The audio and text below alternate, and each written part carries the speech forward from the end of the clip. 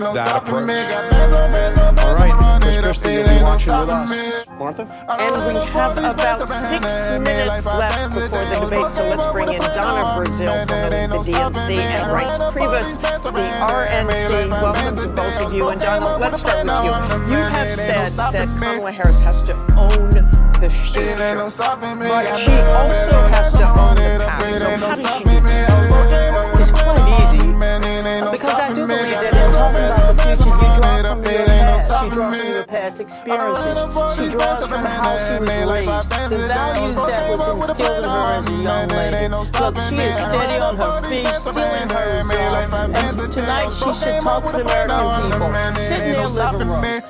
Go to their kitchen table and say, look, I have some ideas that I want to share with you. There's so much that we have done together over the last 4 years. But here's what I think we can do together over the next 4 years. Be positive in her approach and really remind the American people that we don't go back to the chaos and the confusion, the disaster that made, of course, the American people go out in droves in 2020 to fire the former president. Say, I want to be a president that will lead all Americans. I want to keep us strong and secure, and here's the plan that I want to share with you tonight.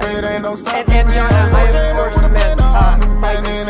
She has to own up to the Biden administration, any mistakes they made too, and Donald Trump is going to go after her on that. You know, Martha, they made mistakes. Donald Trump and Mr. Pence made mistakes, but you know, when we focus on our mistakes, we won't focus on all the good things that we can do together as Americans. It ain't no stopping me. Got bands, I'ma run it up. It ain't no stopping me. I was broke, came up with a plan, now I'm the man. It ain't no stopping me. Got bands, I'ma run it up. It ain't no stopping me. I done ran up all these bands up in hand and made like 5 bands a day. I was broke, came up with a plan, now I'm the man. It ain't no stopping me. I done ran up all these bands up in hand and made like 5 bands a day. I was broke, came up with a plan, now I'm the man. It ain't no stopping me. It ain't no stopping me. Got bands, I'ma run it up. It ain't no stopping me. I was broke, came up with a plan, now I'm the man. It ain't no stopping me. Got bands, I'ma run it up. It ain't no stopping me. I done ran up all these bands up in hand and made like 5 bands a day. I was broke, came up with a plan, now I'm the man. It ain't no Boom! We are here. What's going on, guys? Hey, what's going on? What's going on? So you see the title, you see the thumbnail. Tonight should be fun. Tonight should be a fun one. Tonight, in case you've been living under a rock, is the very first debate between presidential nominees Kamala Harris and Donald Trump. It's going to take off in a few minutes, and of course we're going to be watching that live, reacting to it. As we watch, I'll be making my commentary as I did in the debate between Trump and Joe Biden. As you come in the room, be sure to hit the thumbs up button. Support the channel by hitting the thumbs up button. And if you haven't already, be sure to smash the subscribe button. Smash the subscribe button for content like this. Today we're going to be, reacting to the debates, but generally speaking on this channel, we have quite a number of topics and conversations that we discuss with news, politics, current events, hip hop, sports. We talk about a lot of different topics here on this channel. So be sure to subscribe and come on back for more conversations, more time with yours truly. Now, as you come in the room, let me know who you're rooting for. All right. I want to get a gauge of the subscribers. I want to get a gauge of the audience. And is this channel reaching more Kamala Harris supporters, or is this channel reaching more Donald Trump supporters? So as you come in the room, let me know who you're supporting in this debate. Do you think Donald Trump is going to win, or do you think Kamala Harris is going to win? It should be an interesting debate. I think the bar is a bit lower for Kamala Harris because, in contrast to Joe Biden, it's very difficult for her to do much worse. We saw Joe Biden get on stage and nuclear bomb himself. We saw him, the total destruction of the Joe Biden campaign in a single night. And Kamala Harris, with her being younger, with her being more mentally astute, I think that it's pretty difficult for her to do worse than Joe Biden. So I think the bar is pretty low. I think Kamala Harris should be able to get over that bar pretty easily. Donald Trump, this is really, there's a lot more weighing on Donald Trump tonight. He really needs to win this debate, okay? Donald Trump, he's in a boxing match. He thought he was coming out. He won the first few rounds. But after the switch of Joe Biden moving out and making way for Kamala Harris has been dealing some blows. The Democrats' polling has skyrocketed, going from a sure victory for Donald Trump to a 50-50 split between Donald Trump and Kamala Harris. So right now, with the race being so close, and this really being an important race for Donald Trump because Donald Trump's freedom is on the line, there's a lot of pressure on Donald Trump to do well tonight. All right, this is the first chance that Donald Trump will have to address Kamala Harris directly. They'll be in the same room. This will be the first chance for him to have a side-by-side viewing. So without any further ado, let's go ahead and get to it. I think they're breaking into the rules now. So let's check out this debate. Check this out. Uh-oh.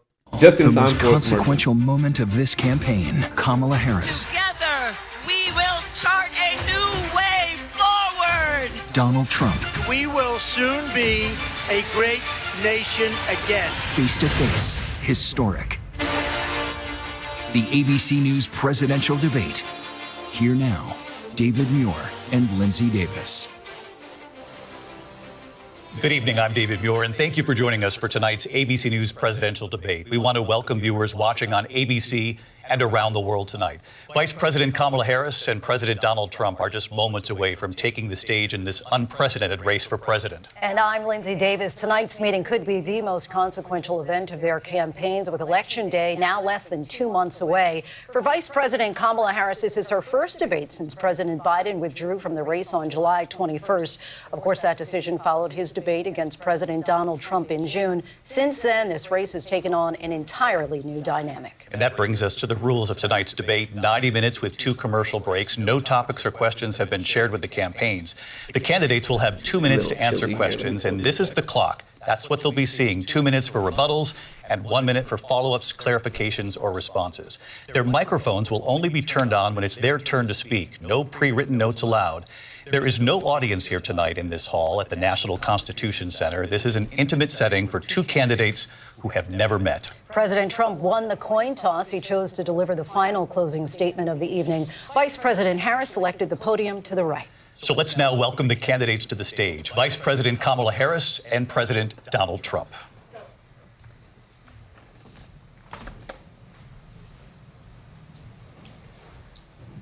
Kamala Harris.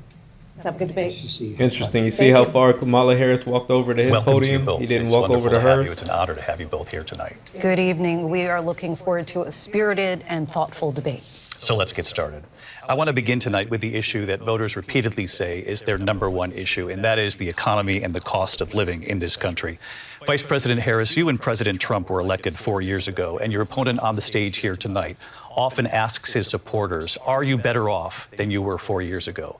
When it comes to the economy, do you believe Americans are better off than they were 4 years ago?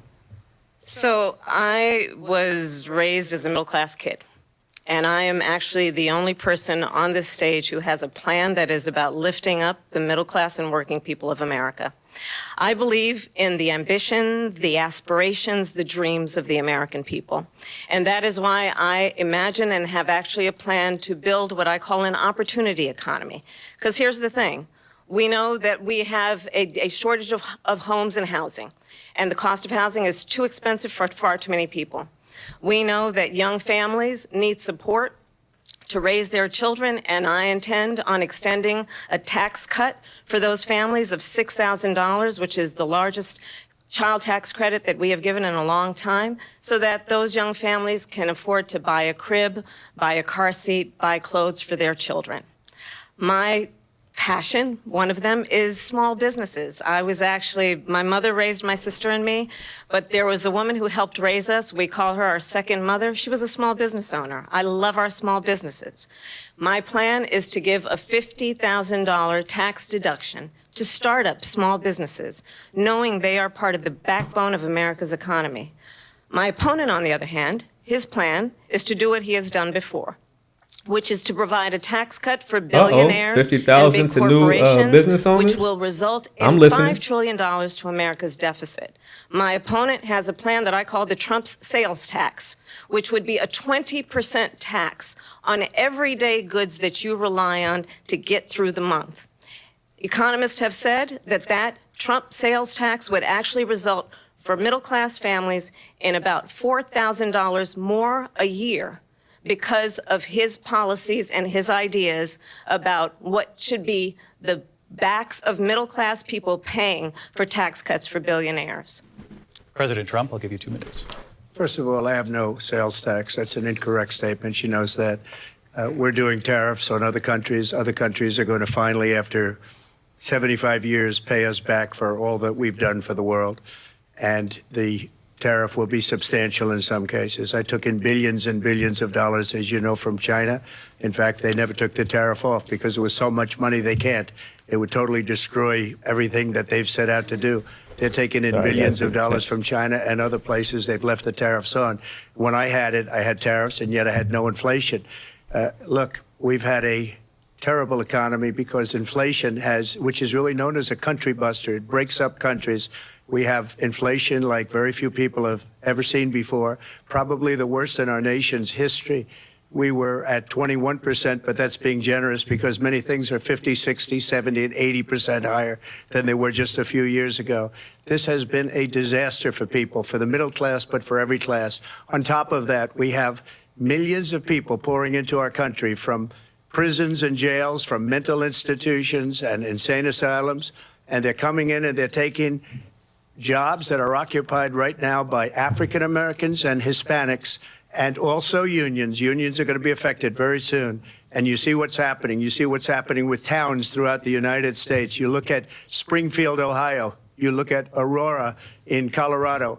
They are taking over the towns. They're taking over buildings. They're going in violently. These are the people that Xi and Biden led into our country, and they're destroying our country. They're dangerous. They're at the highest level of criminality, and we have to get them out. We have to get them out fast. I created one of the greatest economies in the history of our country. I'll do it again and even better. We are going to get to immigration and border security during this debate, but I would like to let Vice President Harris respond on the economy here. Well, I would love to. Let's talk about what Donald Trump left us.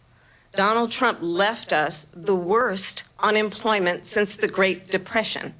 Donald Trump left us the worst public health epidemic in a century.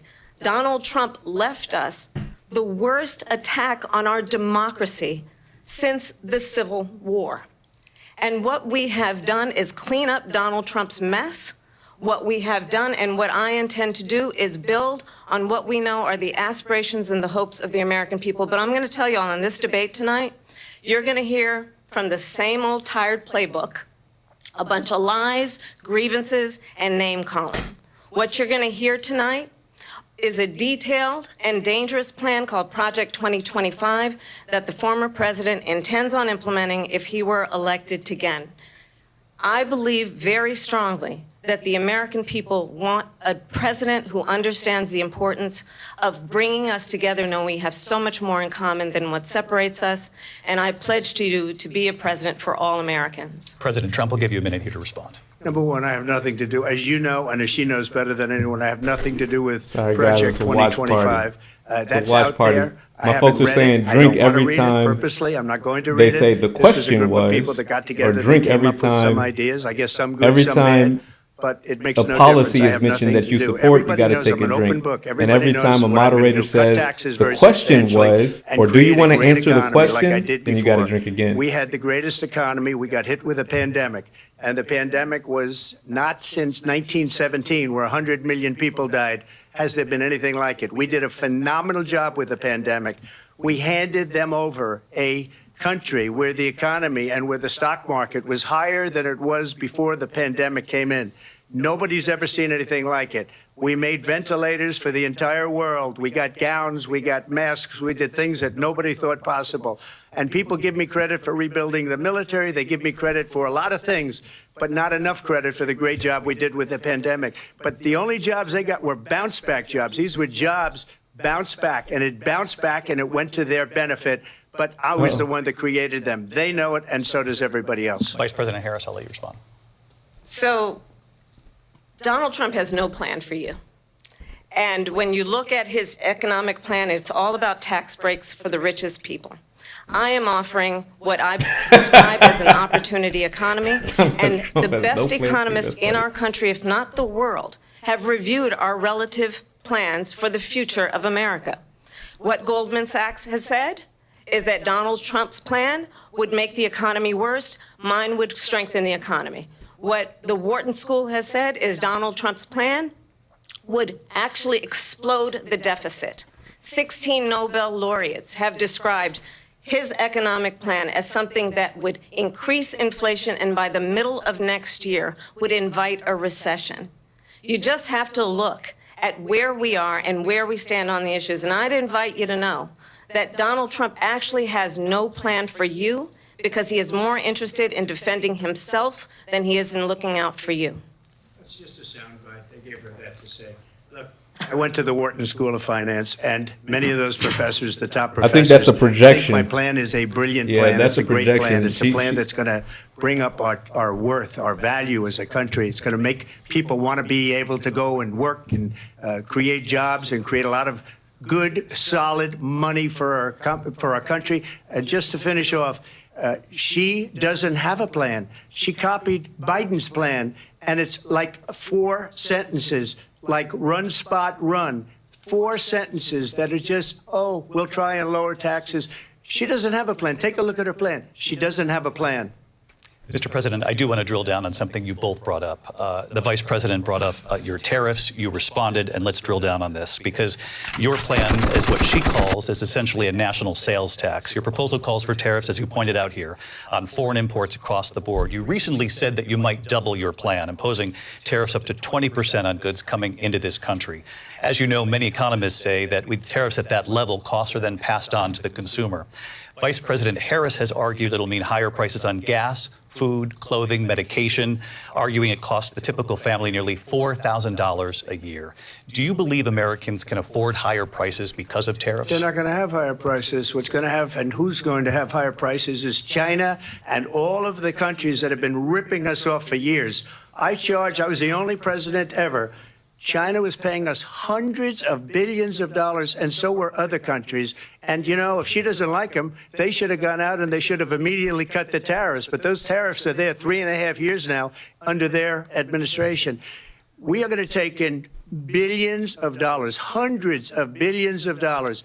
I had no inflation, virtually no inflation. They had the highest inflation perhaps in the history of our country, because I've never seen a worse period of time. People can't go out and buy cereal or bacon or eggs or anything else. The people of our country are absolutely dying with what they've done. They've destroyed the economy. And all you have to do is look at a poll. The polls say 80 and 85 and even 90% that the Trump economy was great, that their economy was terrible. Vice President Harris, I do want to ask for your response, and you heard what the president said there, because the Biden administration did keep a number of the Trump tariffs in place. So how do you respond? Well, let's be clear that the Trump administration resulted in a trade deficit, one of the highest we've ever seen in the history of America. He invited trade wars. You want to talk about his deal with China? What he ended up doing is, under Donald Trump's presidency, he ended up selling American chips to China to help them improve and modernize their military, basically sold us out, when a policy about China should be in making sure the United States of America wins the competition for the 21st century, which means focusing on the details of what that requires, focusing on relationships with our allies, focusing on investing in American-based technology so that we win the race on AI, on quantum computing, focusing on what we need to do to support America's workforce so that we don't end up having on the short end of the stick in terms of workers' rights. But what Donald Trump did, let's talk about this, with COVID, is he actually thanked President Xi for what he did during COVID. Look at his tweet. Thank you, President Xi, exclamation point, when we know that Xi was responsible for lacking and not giving us transparency about the origins of COVID. President Trump, I'll let you respond. First of all, they bought their chips from Taiwan. We hardly make chips anymore because of philosophies like they have and policies like they have. I don't say her because she has no policy. Everything that she believed 3 years ago and 4 years ago is out the window. She's going to my philosophy now. In fact, I was going to send her a MAGA hat. She's gone to my philosophy. But if she ever got elected, she'd change it. And it will be the end of our country. She's a Marxist. Everybody knows she's a Marxist. Her father's a Marxist professor in economics, and he taught her well. But when you look at what she's done to our country, and when you look at these millions and millions of people that are pouring into our country monthly, where it's, I believe, 21 million people, not the 15 that people say, and I think it's a lot higher than the 21. That's bigger than New York State pouring in. And just look at what they're doing to our country. They're criminals. Many of these people coming in are criminals. And that's bad for our economy, too. You know, you mentioned before, we'll talk about immigration later. Well, bad immigration is the worst thing that can happen to our economy. They have, and she has, destroyed our country with policy that's insane. Almost policy that you'd say they have to hate our country. President Trump, thank you. Lindsay? I want to turn to the issue of abortion. President Trump, you've often touted that you were able to kill Roe v. Wade. Last year, you said that you were proud to be the most pro-life president in American history. Then last month, you said that your administration would be great for women and their reproductive rights. In your home state of Florida, you surprised many with regard to your 6-week abortion ban because you initially had said that it was too short. And you said, quote, I'm going to be voting that we need more than 6 weeks. But then the very next day, you reversed course and said you would vote to support the 6-week ban. Vice President Harris says that women shouldn't trust you on the issue of abortion because you've changed your position so many times. Therefore, why should they trust you? Well, the reason I'm doing that vote is because the plan is, as you know, the vote is, they have abortion in the 9th month. They even have, and you can look at the governor of West Virginia, the previous governor of West Virginia, not the current governor, who's doing an excellent job, but the governor before, he said the baby will be born and we will decide what to do with the baby. In other words, we'll execute the baby. And that's why I did that, because that predominates, because they're radical. The Democrats are radical in that. And her vice presidential pick, which I think was a horrible pick, by the way, for our country, because he is really out of it. But her vice presidential pick says abortion in the 9th month is absolutely fine. He also says execution after birth. It's execution, no longer abortion, because the baby is born, is okay. And that's not okay with me, hence the vote. But what I did is something for 52 years. They've been trying to get Roe v. Wade into the states. And through the genius and heart and strength of 6 Supreme Court justices, we were able to do that. Now, I believe in the exceptions for rape, incest, and life of the mother. I believe strongly in it. Ronald Reagan did also. 85% of Republicans do. Exceptions. Very important. But we were able to get it, and now states are voting on it. And for the first time, you're going to see, look, this is an issue that's torn our country apart for 52 years. Every legal scholar, every Democrat, every Republican, liberal, conservative, they all wanted this issue to be brought back to the states where the people could vote. And that's what happened. Now, Ohio, the vote was somewhat liberal. Kansas, the vote was somewhat liberal, much more liberal than people would have thought. But each individual state is voting. It's the vote of the people now. It's not tied up in the federal government. I did a great service in doing it. It took courage to do it. And the Supreme Court had great courage in doing it. And I give tremendous credit to those 6 justices. There is no state in this country where it is legal to kill a baby after it's born. Madam Vice President, I want to get your response to President Trump. Well, as I said, you're going to hear a bunch of lies, and that's not actually a surprising fact. Let's understand how we got here. Donald Trump hand-selected 3 members of the United States Supreme Court with the intention that they would undo the protections of Roe v. Wade. And they did exactly as he intended. And now in over 20 states, there are Trump abortion bans, which make it criminal for a doctor or nurse to provide health care. In one state, it provides prison for life. Trump abortion bans that make no exception even for rape and incest, which understand what that means. A survivor of a crime of violation to their body does not have the right to make a decision about what happens to their body next. That is immoral. And one does not have to abandon their faith or deeply held beliefs to agree. The government, and Donald Trump certainly, should not be telling a woman what to do with her body. I have talked with women around our country. You want to talk about this is what people wanted? Pregnant women who want to carry a pregnancy to term, suffering from a miscarriage, being denied care in an emergency room because the healthcare providers are afraid they might go to jail, and she's bleeding out in a car in the parking lot. She didn't want that. Her husband didn't want that. A 12 or 13-year-old survivor of incest being forced to carry a pregnancy to term. They don't want that. And I pledge to you, when Congress passes a bill to put back in place the protections Survivor of Roe v. of Wade, incest. as What does that President mean? of the United States, I will proudly sign it into law. But understand, if Donald Trump were to be reelected, he will sign a national abortion ban. Understand, in his Project 2025, there would be a national abortion, a monitor that would be monitoring your pregnancies, your miscarriages. I think the American people believe that certain freedoms, in particular the freedom to make decisions about one's own body, should not be made by the government. Thank you, Vice President Harris. Well, there she goes again. It's a lie. I'm not signing a ban, and there's no reason to sign a ban because we've gotten what everybody wanted. Democrats, Republicans, and everybody else, and every legal scholar wanted it to be brought back into the states, and the states are voting.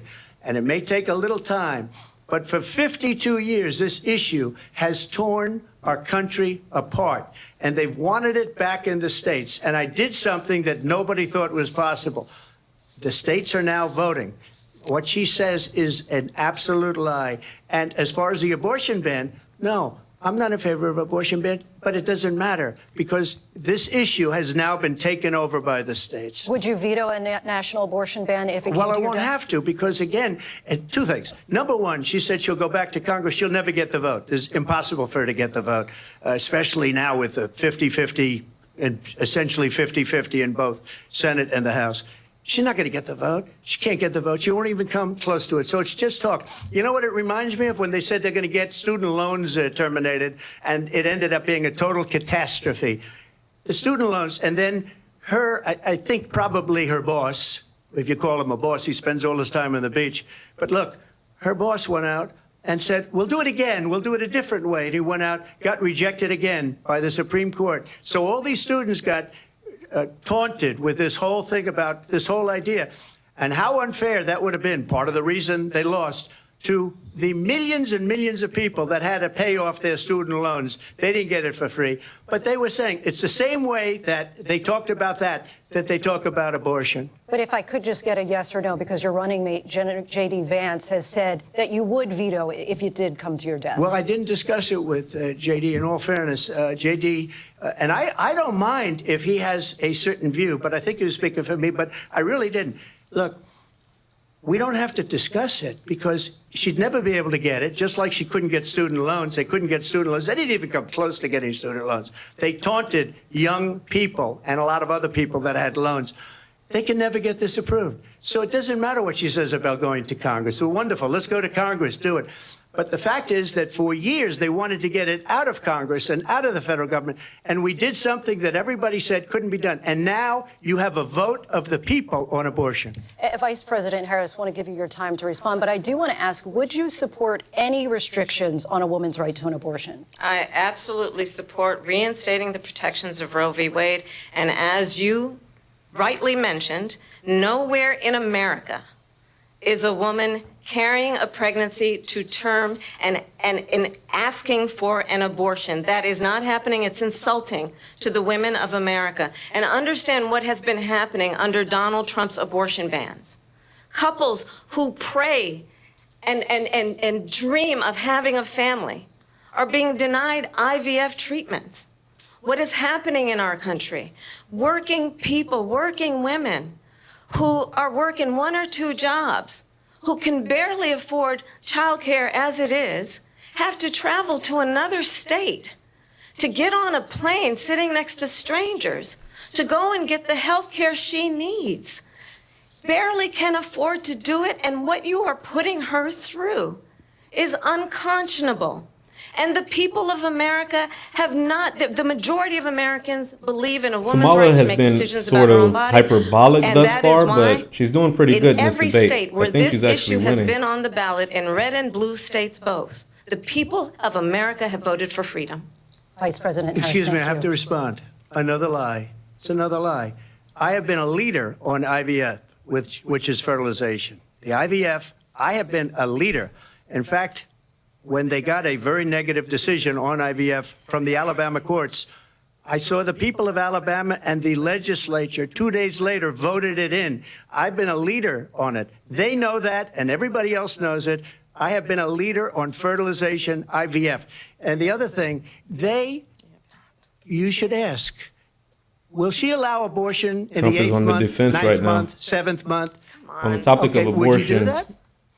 Trump's Why not don't you doing ask it me right. that question? Why don't you That's answer the the problem. question, would you Because veto? under Roe v. Answer Wade, the question, would you veto? you could do abortions in the 7th month, the 8th month, the 9th That's month, not true. and probably after birth. Just look at the governor, former governor of Virginia. The governor of Virginia said, we put the baby aside, and then we determine what we want to do with the baby. President Trump, thank you. We're going to turn now to immigration and border security. We know it's an issue that's important to Republicans, Democrats, voters across the board in this country. Vice President Harris, you were tasked by President Biden this is getting to the something root Trump is causes strong of on. Let's migration see from what- Central if Trump America. can take advantage We know of that the illegal change border of topic. crossings reached a record high in the Biden administration. This past June, President Biden imposed tough new asylum restrictions. We know the numbers since then have dropped significantly. But my question to you tonight is, why did the administration wait until 6 months before the election to act?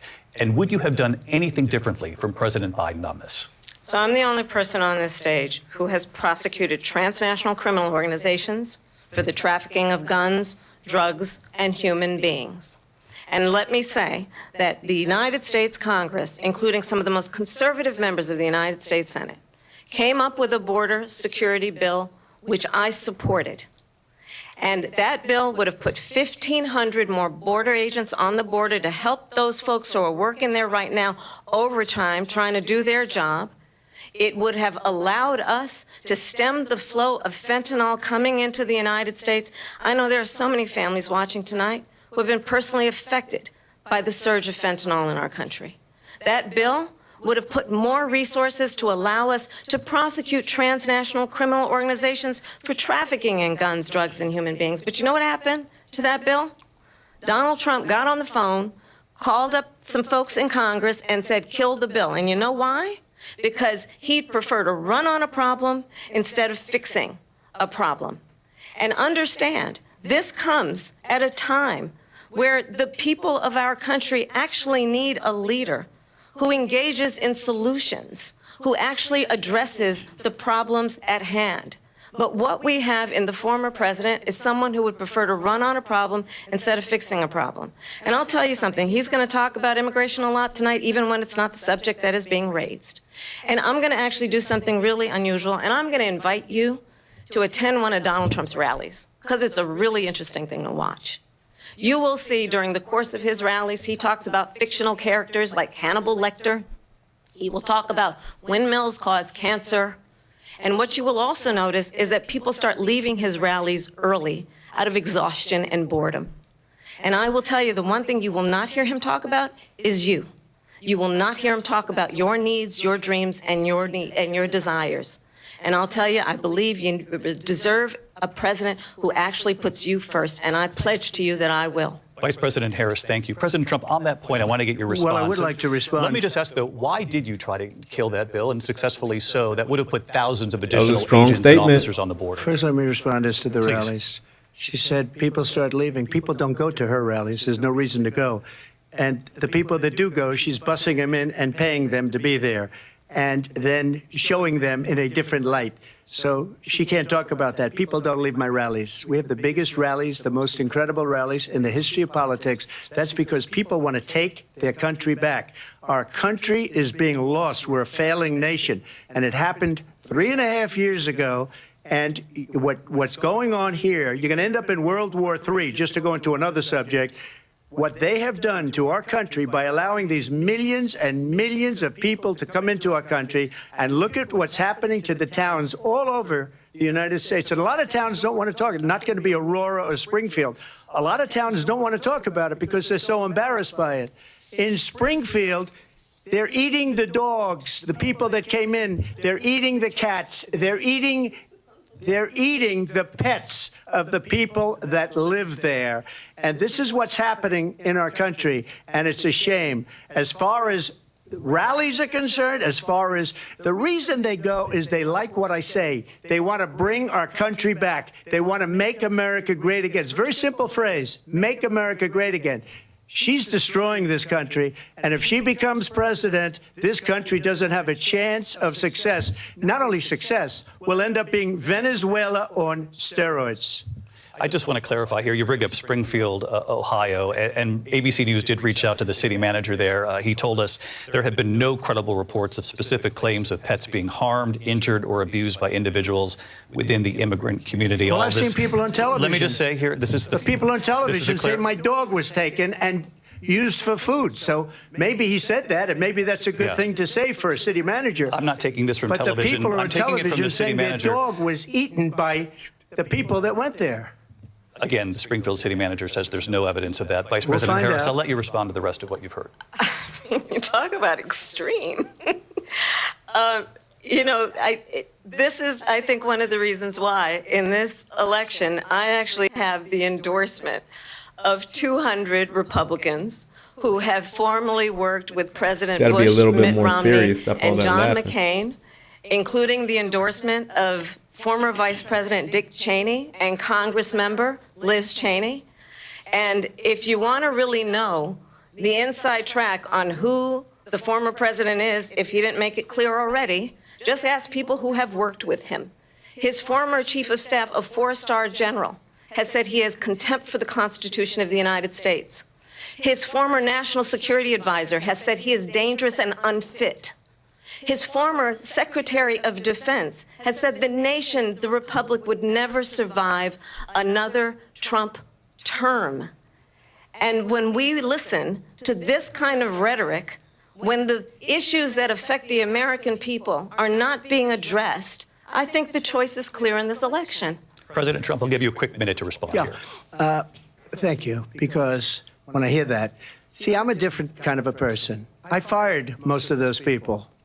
Not so graciously. They did bad things or a bad job. I fired them. They never fired one person. They didn't fire anybody having to do with Afghanistan and the Taliban and the 13 people who's were just killed, viciously and violently killed. And I got to know the parents and the family. They didn't fire. They should have fired all those generals, all those top people, because that was one of the most incompetently handled situations anybody has ever seen. So when somebody does a bad job, I fire him. And you take a guy like Esper. He was no good. I fired him. So he writes a book. Another one writes a book. Because with me, they can write books. With nobody else can they.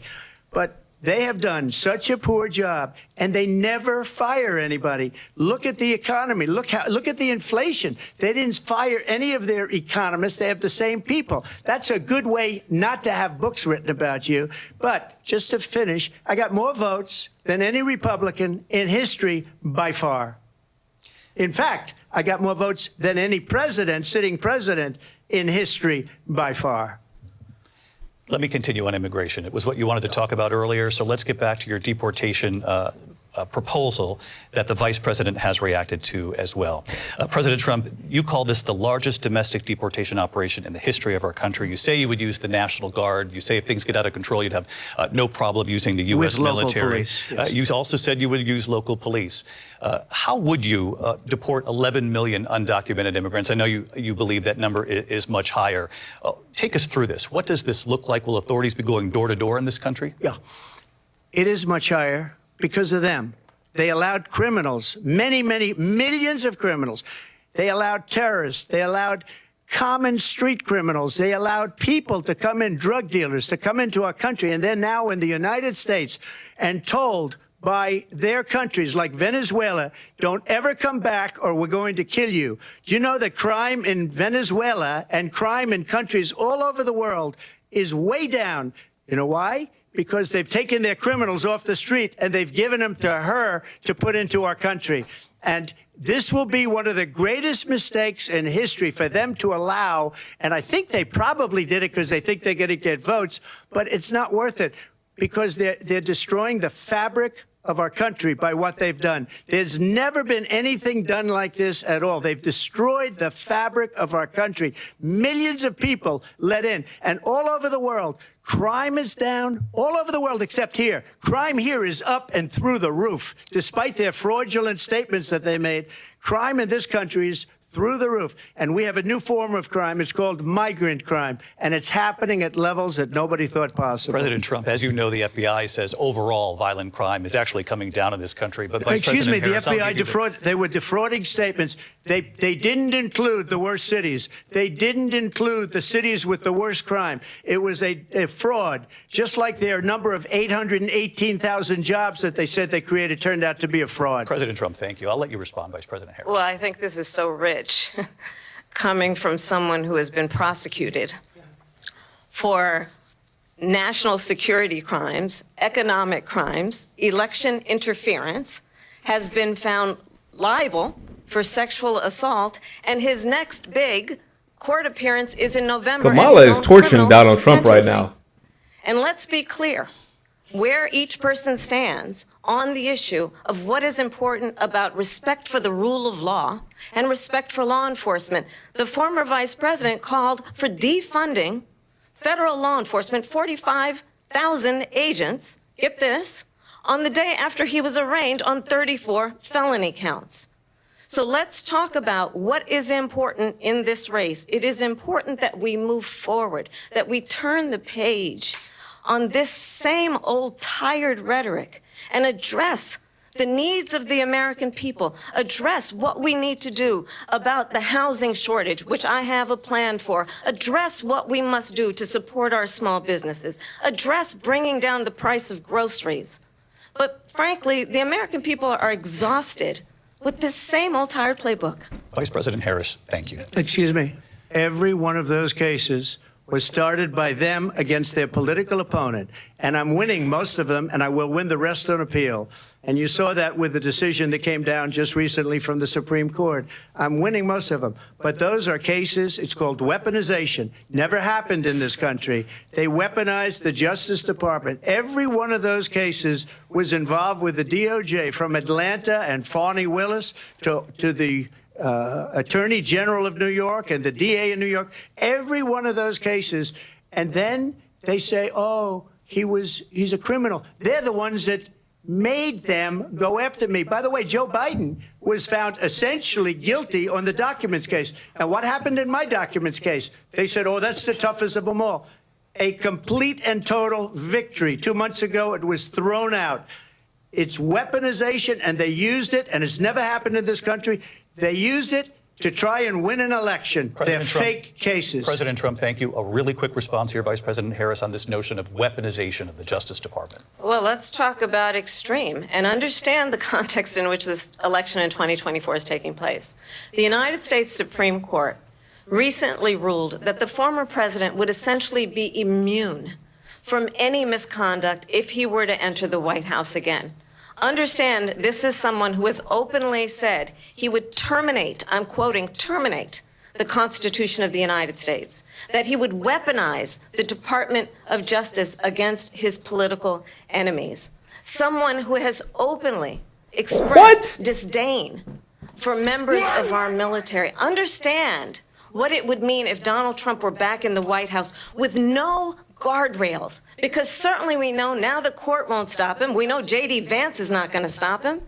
It's up to the American people Vice President stop Harris. him. Thank you. Lindsay? Vice President Harris, in your last run for president. This is the one that weaponized, not me. She weaponized. I probably took a bullet to the head because of the things that they say about me. They talk about democracy. I'm a threat to democracy. They're the threat to democracy with a fake Russia investigation We do have a lot that to get. went nowhere. We have a lot to get to. Lindsay? Vice President Harris, in your last run for president, Facts. you said you wanted to ban fracking. Now you don't. You wanted mandatory government buyback programs for assault weapons. Now your campaign says you don't. You supported decriminalizing border crossings. Now you're taking a harder line. I know you say that your values have not changed. So then why have so many of your policy positions changed? So my values have not changed, and I'm going to discuss at least every point that you've made. But in particular, let's talk about fracking because we're here in Pennsylvania. I made that very clear in 2020. I will not ban fracking. I have not banned fracking as Vice President of the United States. And in fact, I was the tie-breaking vote on the Inflation Reduction Act, which opened new leases for fracking. My position is that we have got to invest in diverse sources of energy so we reduce our reliance on foreign oil. We have had the largest increase in domestic oil production in history because of an approach that recognizes Kamala bragging that about we fracking cannot is crazy. over-rely on foreign oil. As it relates to my values, let me tell you, I grew up a middle-class kid raised by a hardworking mother who worked and saved and was able to buy our first home when I was a teenager. The values I bring to the importance of home ownership, knowing not everybody got handed $400 million on a silver platter and then filed bankruptcy 6 times, is a value that I bring to my work to say we are going to work with the private sector and home builders to increase by 3 million homes by the end of my first term. My work that is related to having a friend when I was in high school who was sexually assaulted by her stepfather.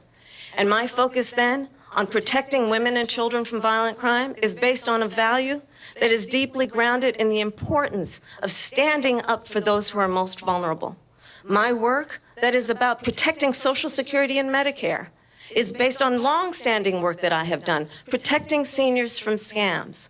My values have not changed. And what is important is that there is a president who actually brings values and a perspective that is about lifting people up and not beating people down and name-calling. The true measure of the leader is the leader who actually understands the strength is not in beating people down, it's in lifting people up. I intend to be that president. President Trump, your Well, response? first of all, I wasn't given $400 million. I wish I was. My father was a Brooklyn builder, Brooklyn, Queens, and a great father, and I learned a lot from him. But I was given a fraction of that, a tiny fraction, and I built it into many, many billions of dollars, many, many billions. And when people see it, they are even surprised. So we don't have to talk about that. Fracking, she's been against it for 12 years. Defund the police, she's been against that forever. She gave all that stuff up very wrongly, very horribly, and everybody's laughing at it, okay? They're all laughing at it. She gave up at least 12 and probably 14 or 15 different policies. Like, she was big on defund the police. In Minnesota, she went out, wait a minute, I'm talking now, if you don't mind, please. Does that sound familiar? She went out in Minnesota and wanted to let criminals that killed people, that burned down Minneapolis, she went out and raised money to get them out of jail. She did things that nobody would ever think of. Now she wants to do transgender operations on illegal aliens that are in prison. This is a radical left liberal that would do this. She wants to confiscate your guns, and she will never allow fracking in Pennsylvania. If she won the election, fracking in Pennsylvania will end on day one. Just to finish one thing, so important in my opinion. So I got the oil business going like nobody has ever done before. When they took over, they got rid of it, started getting rid of it, and the prices were going up the roof. They immediately let these guys go to where they were. I would have been 5 times, 4 times, 5 times higher, because you're talking about 3.5 years ago. They got it up to where I was because they had no choice, because the prices of energy were quadrupling and doubling. You saw what happened to gasoline. So they said, let's go back to Trump. But if she won the election, the day after that election, they'll go back to destroying our country, and oil will be dead, fossil fuel will be dead, we'll go back to windmills, and we'll go back to solar, where they need a whole desert to get some energy to come out of it. You ever see a solar plant? By the way, I'm a big fan of solar, but they take 400, 500 acres of desert President soil. Trump, we have a These lot are of not good issues things that for we the have to get environment, to. as We're she out of time. understands. Thank you. Lindsay, thank you. We have an election in just 56 days. And I want to talk about the peaceful transfer of power. Which, You know, this is supposed to be a watch party. We had a drinking game where we're going to drink every time Mr. President, someone says a policy that you support. This is the driest watch party I've ever been a part of. In the world saw what played out. They're not talking any policies. Under attack. Aides in the West Wing say you watched it unfold on television off the Oval Office. You did send out tweets, but it was more than 2 hours before you sent out that video message telling your supporters to go home. Is there anything you regret about what you did on that day? You just said a thing that isn't covered. Peacefully and patriotically, I said during my speech, not later on. Peacefully and patriotically. And nobody on the other side was killed. Ashley Babbitt was shot by an out-of-control police officer that should have never, ever shot her. It's a disgrace. But we didn't do this group of people that have been treated so badly. Ashley Babbitt should have been shot. That officer did the right thing, protecting the Capitol building. She was the border czar. She doesn't want to be called the border czar because she's embarrassed by the border. In fact, she said at the beginning, oh, I'm surprised you're not talking about the border yet. That's because she knows what a bad job they've done. What about those people? When are they going to be prosecuted? When are these people from countries all over the world, not just South America? They're coming in from all over the world, David, all over the world. And crime rates are down all over the world because of it. But let me just when are those, David, when are those people going to be prosecuted? When are the people that burned down Minneapolis going to be prosecuted? Or in Seattle? They went into Seattle. They took over a big percentage of the city of Seattle. When are those people going to be prosecuted? But let me just ask you. You might ask her that question. You were the president. You were watching it unfold on television. It's a very simple question as we move forward toward another election. Is there anything you regret about what you did on that day? Yes or no? I had nothing to do with that other than they asked me to make a speech. I showed up for a speech. I said, I think it's going to be big. I went to Nancy Pelosi and the mayor of Washington, D.C., and the mayor put it back in writing, as you know. I said, you know, this is going to be a very big rally or whatever you want to call it. And again, it wasn't done by me. It was done by others. I said, I'd like to give you 10,000 National Guard or soldiers. They rejected me. Nancy Pelosi rejected me. It was just 2 weeks ago. Her daughter has a tape of her saying she is fully responsible for what happened. They want to get rid of that tape. It would have never happened if Nancy Pelosi and the mayor of Washington did their jobs. I wasn't responsible for security. Nancy Pelosi was responsible. She didn't do her job. The question was about you as president, not about former Speaker Pelosi. But I do want Vice President Harris to respond here. I was at the Capitol on January 6th.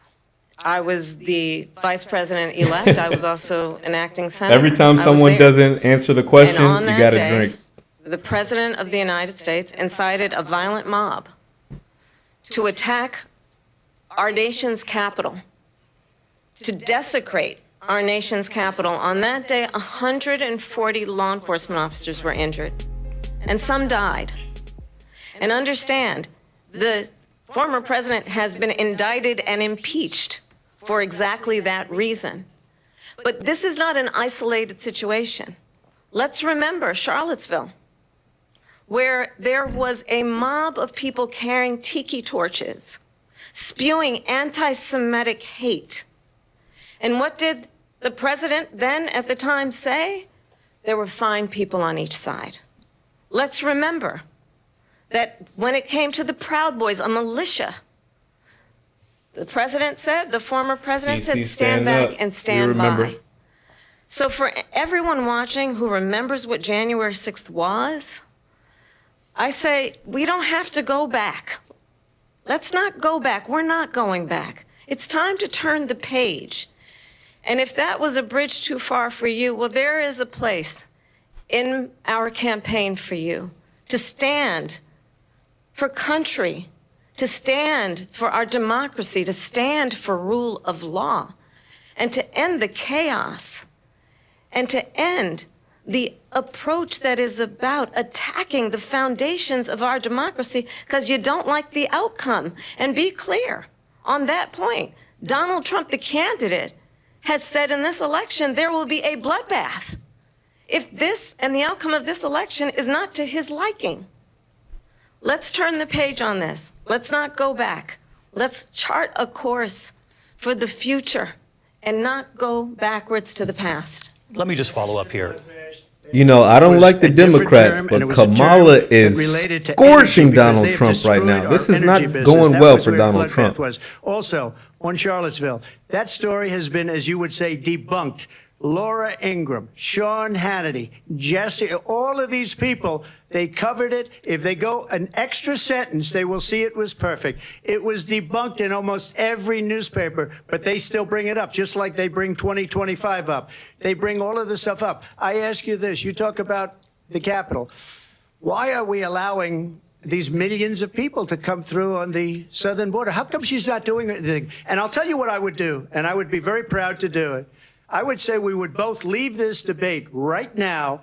I'd like to see her go down to Washington, D.C. during What does that have to do with the Capitol? Deflection. Go down to, because she's been so Trump bad, is flailing. Ridiculous. He's go in down trouble, to man. Washington, D.C. and let her sign a bill to close up the border because they have the right to do it. They don't need bills. They have the right to do it. The President of the United States, you'll get him out of bed. You'll wake him up at 4 o'clock in the afternoon. You'll say, come on down to the office. Let's sign a bill. If he signs a bill that the border is closed, all he has to do is say it to the Border Patrol, who are phenomenal. If they do that, the border is closed. Mr. Those President, people are killing many people, unlike J6. We talked immigration here tonight. I do want to focus on this. Now, actually, that's a policy that he's right on. This into focus, truth in these times that we're living in. Mr. President, for 3.5 years after you lost the 2020 election, you repeatedly falsely claimed that you won, many times saying you won in a landslide. In the past couple of weeks leading up to this debate, you have said, quote, you lost by a whisker, that you, quote, didn't quite make it, that you came up a little bit short. I said that? Are you now acknowowing that you lost in 2020? No, I don't acknowledge that at all. But I you said did that say sarcastically. You know that. It was said, oh, we lost by a whisker. That was said sarcastically. I said that? There's so much proof. All you have to do is look at it. And they should have sent it back to the legislatures for approval.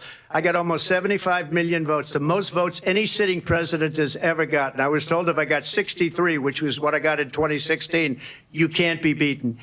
The election, people should never be thinking about it. An election is fraudulent. We need two things. We need walls. And we have to have it. We have to have borders, and we have to have good elections. Our elections are bad. And a lot of these illegal immigrants coming in, they're trying to get them to vote. They can't even speak English. They don't even know what country they're in practically. And these people are trying to get them to vote. And that's why they're allowing them to come into our country. I did watch. That's a policy he's right on. Drink every time you hear a policy that you agree with. We got to protect our votes. And you know this. We have to protect voter security. No judge looked at it. They said we didn't have standing. That's the other thing.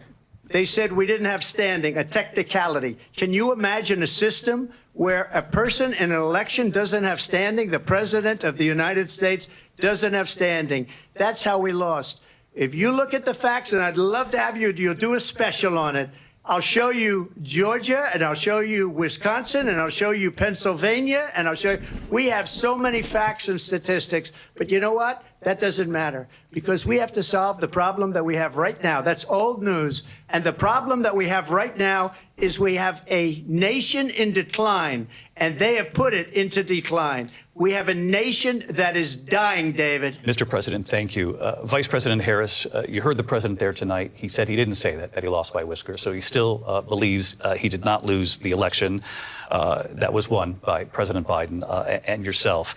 But I do want to ask you about something that's come up in in the last couple of days. This was a post from President Trump about this upcoming election just weeks away. He said, when I win, those people who cheated, and then he lists donors, voters, election officials, he says will be prosecuted to the fullest extent of the law, which will include long-term prison sentences.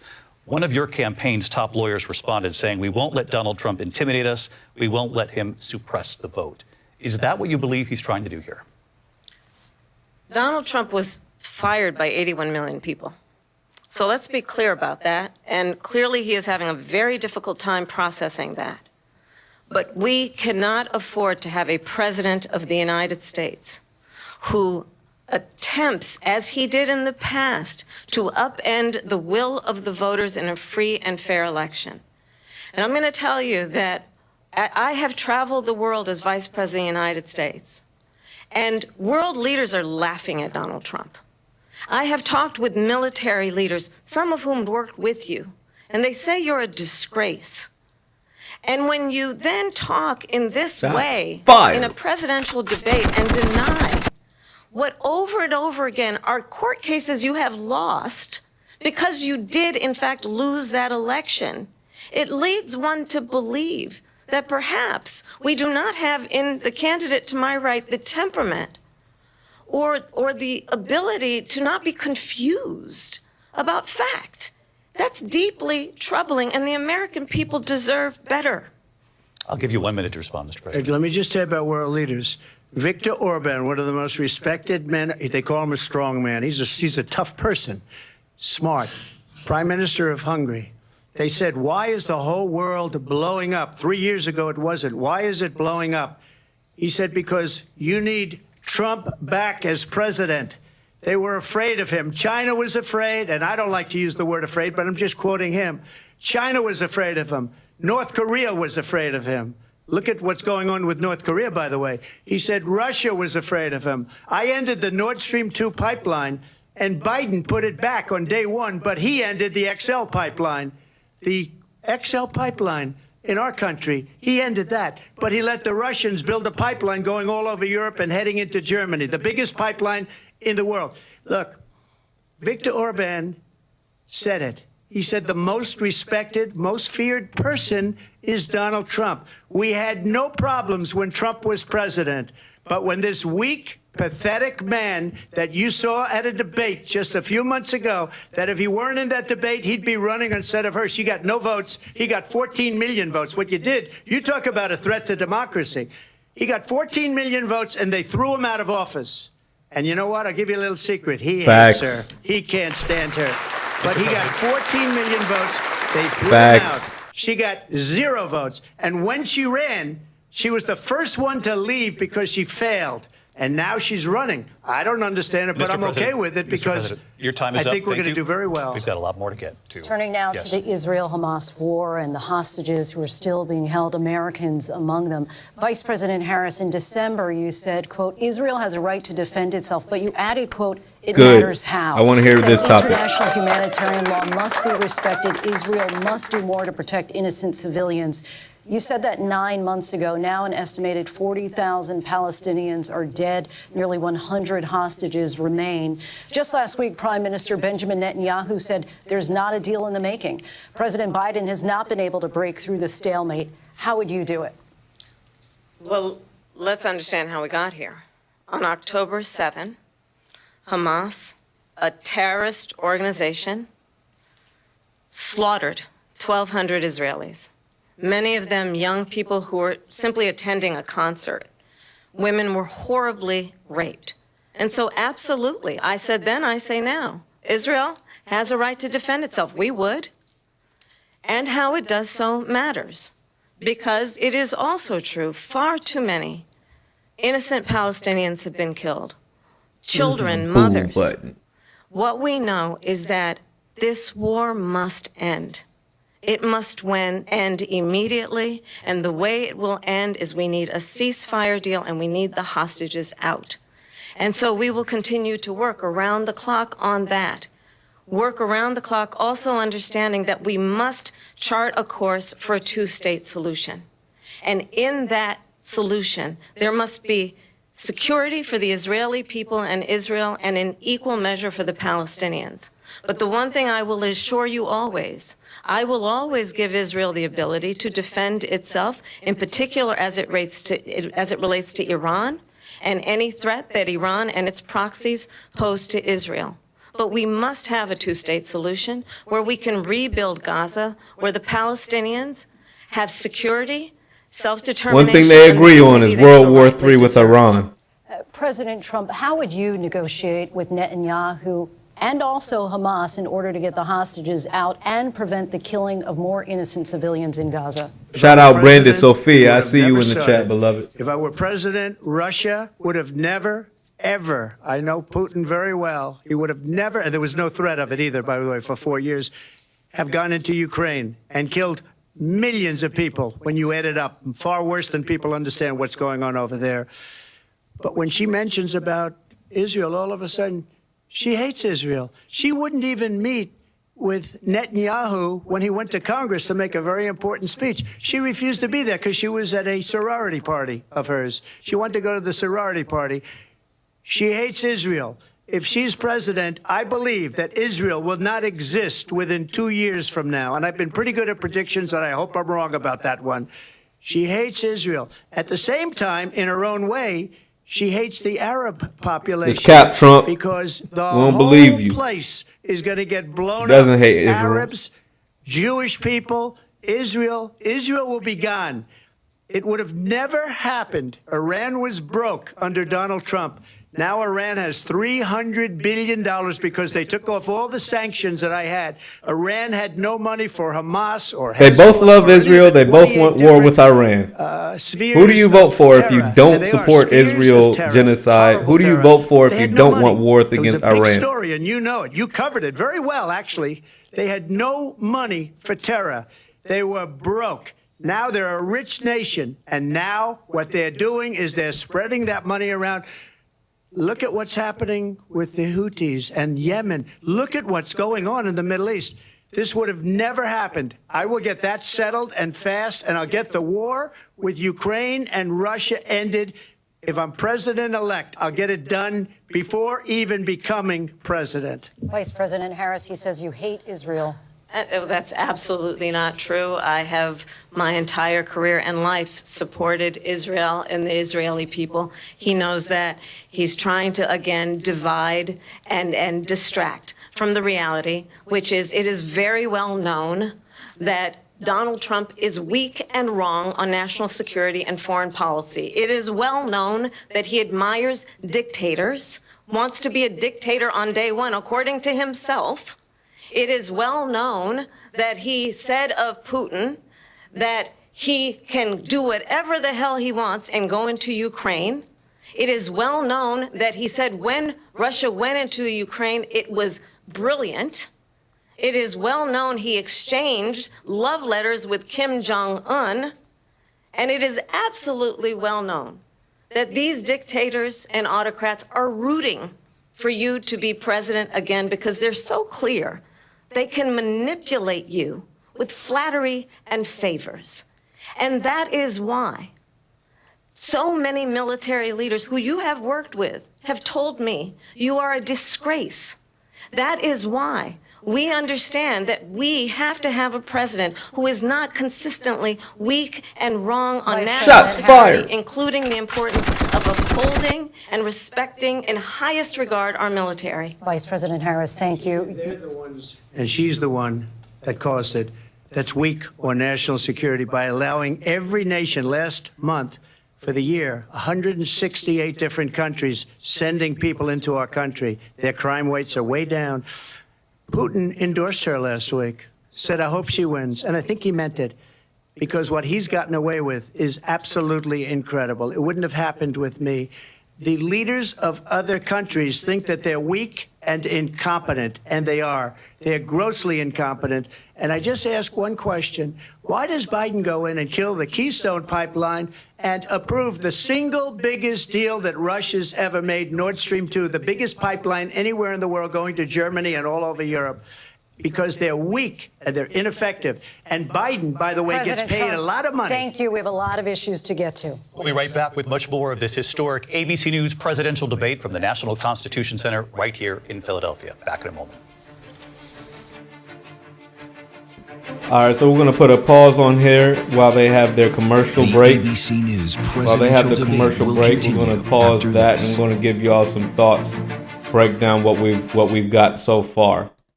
All right, so check it out, guys. If you've made it this far in the video, be sure to hit the thumbs up button to support the channel. We're here every week dropping new content with different topics, different conversations. So be sure, if you haven't done so already, to subscribe to the channel. All right, we talk about a lot of different things, whether it be news, politics, current events, hip hop, sports. We got a wide range of topics, health and consciousness, Black consciousness, a lot of wide topics and variety of conversations here. So be sure to subscribe and come on back to the channel.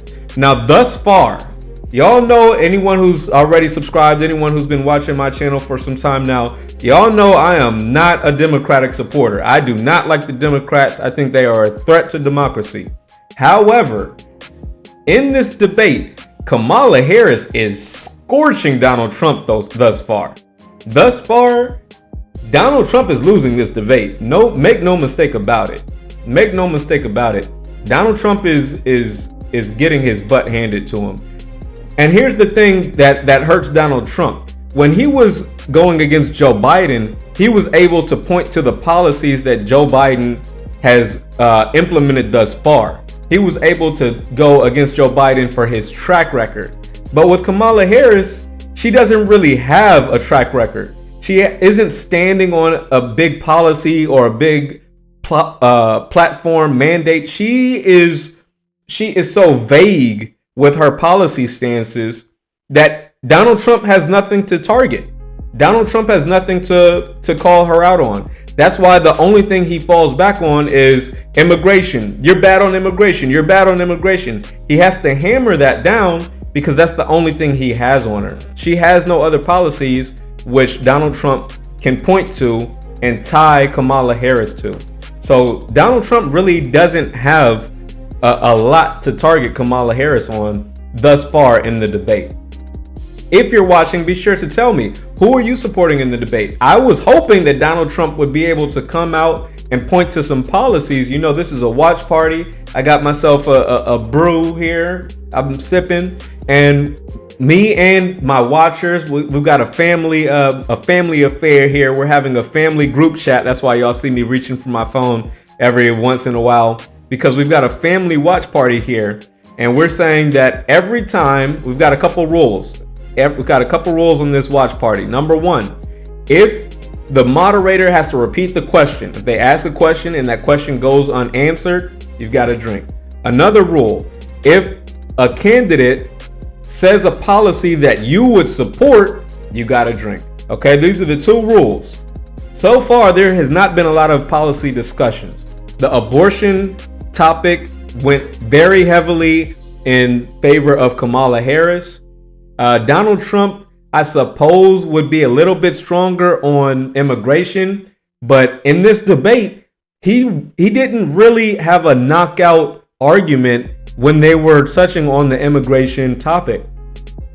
Kamala Harris, in addition to winning the abortion topic, she is also doing fairly well on the Israel-Gaza conflict. The reason I say that is because they have the same policy.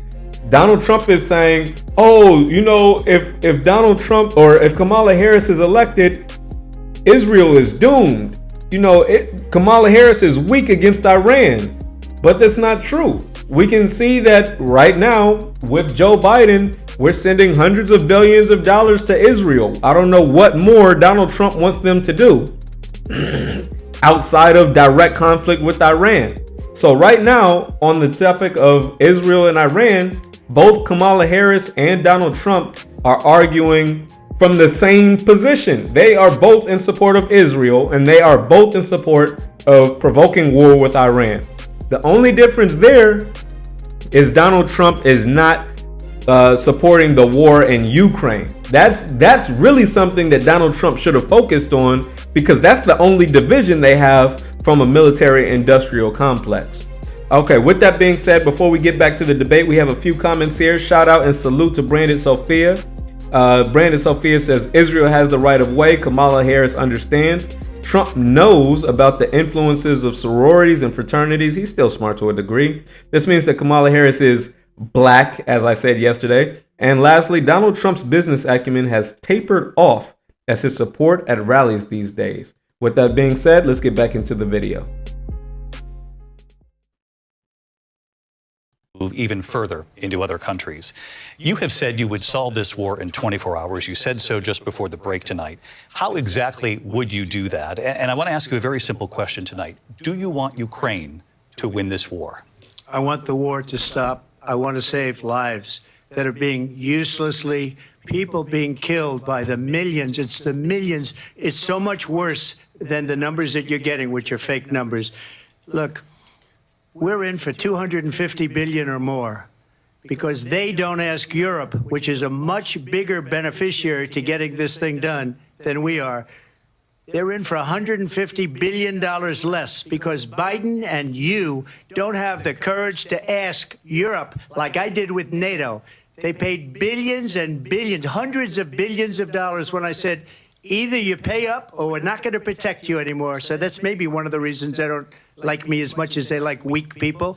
But you take a look at what's happening. We're in for 250 to 275 billion. They're into 100 to 150. They should be forced to equalize. With that being said, I want to get the war settled. I know Zelensky very well, and I know Putin very well. I have a good relationship, and they respect your president, okay? They respect me. They don't respect Biden. How would you respect him? Why? For what reason?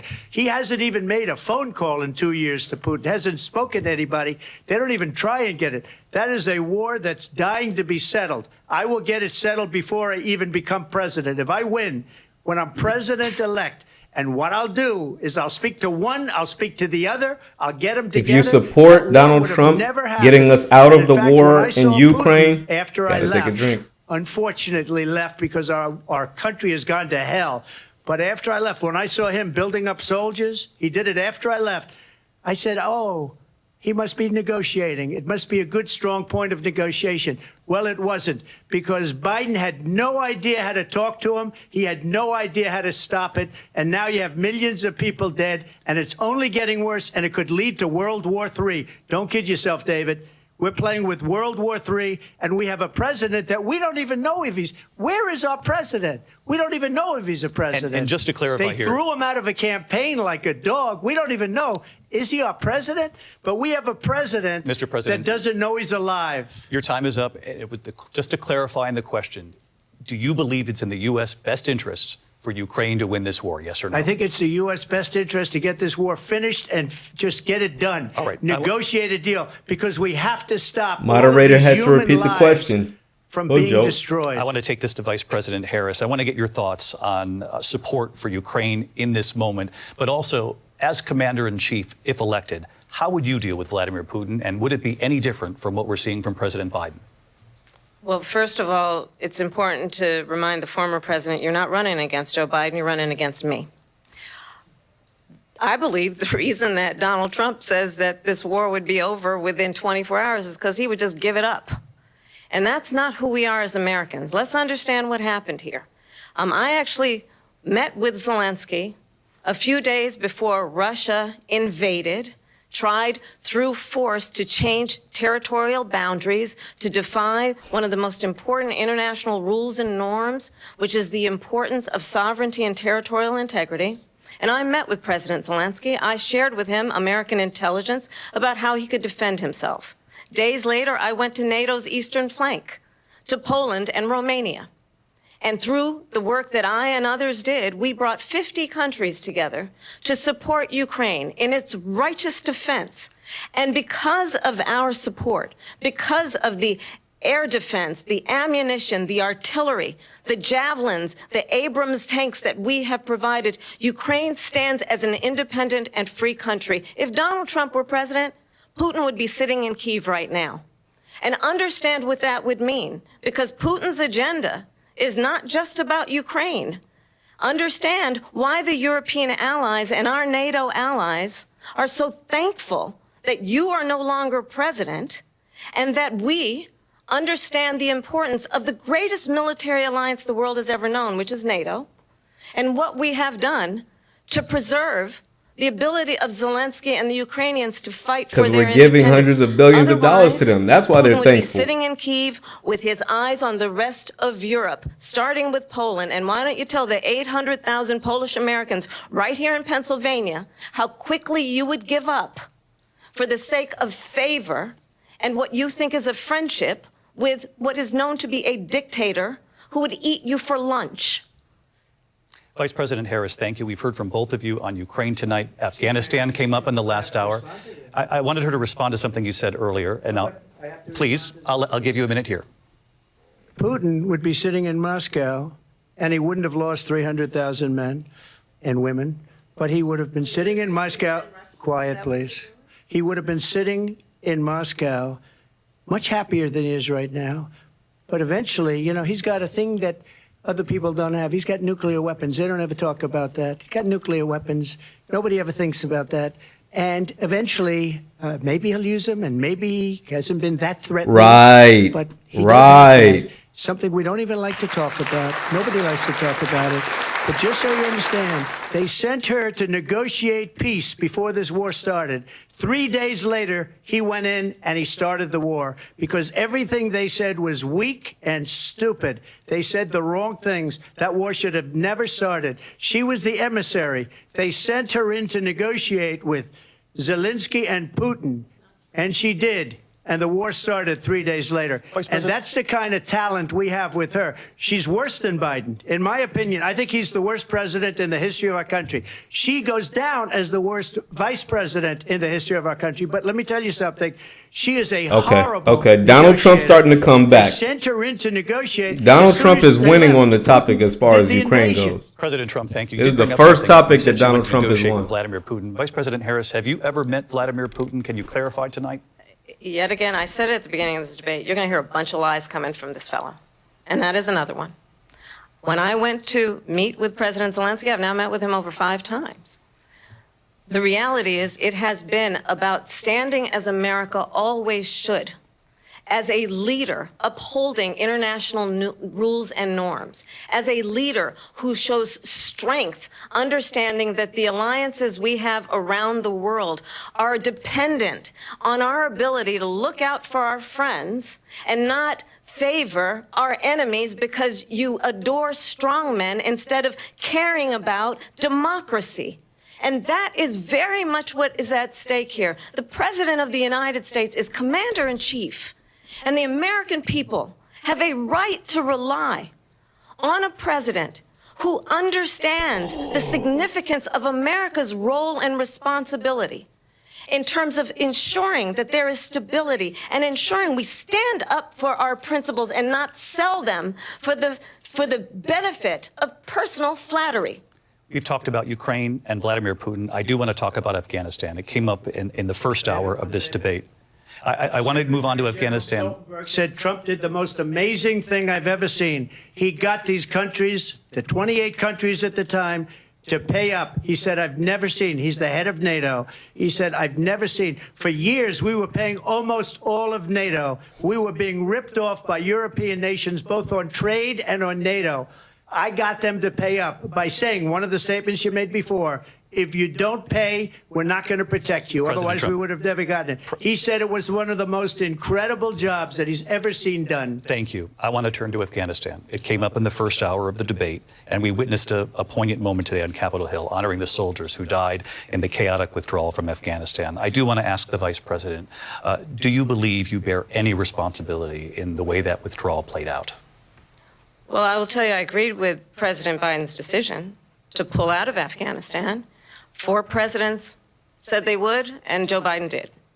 And as a result, America's taxpayers are not paying the $300 million a day we were paying for that endless war. Good job. And as of today, there is not one member of the United States military who is in active duty in a combat zone in any war zone around the world, the first time this century. But let's understand how we got to where we are. Donald Trump, when he was president, negotiated one of the weakest deals you can imagine. He calls himself a deal maker. Even his national security advisor said it was a weak, terrible deal. And here's how it went down. He bypassed the Afghan government. He negotiated directly with a terrorist organization called the Taliban. The negotiation involved the Taliban getting 5,000 Taliban terrorists released. And get this, and the president at the time invited the Taliban to Camp David, a place of storied significance for us as Americans, a place where we honor the importance of American diplomacy, where we invite and receive respected world leaders. And this former president, as president, invited them to Camp David because he does not again appreciate the role and responsibility of the President of the United States to be commander-in-chief with a level of respect. And this gets back to the point of how he has consistently disparaged and demeaned members of our military, fallen soldiers, and the work that we must do to uphold the strength and the respect of the United States of America around the world. Vice President Harris, thank you. President Trump, your response to her saying that you began the negotiations with the Taliban. So if you take a look at that period of time, the Taliban was killing our soldiers, a lot of them, with snipers. And I got involved with the Taliban because the Taliban was doing the killing. That's the fighting force within Afghanistan. They don't bother doing that because, you know, they deal with the wrong people all the time. But I got involved. And Abdul is the head of the Taliban. He is still the head of the Taliban. And I told Abdul, don't do it anymore. You do it anymore, you're going to have problems. And he said, why do you send me a picture of my house? I said, you're going to have to figure that out, Abdul. And for 18 months, we had nobody killed. We did have an agreement negotiated by Mike Pompeo. It was a very good agreement. The reason it was good, it was we were getting out. We would have been out faster than them, but we wouldn't have lost the soldiers. We wouldn't have left many Americans behind, and we wouldn't have left $85 billion worth of brand new, beautiful military equipment behind. And just to finish, they blew it.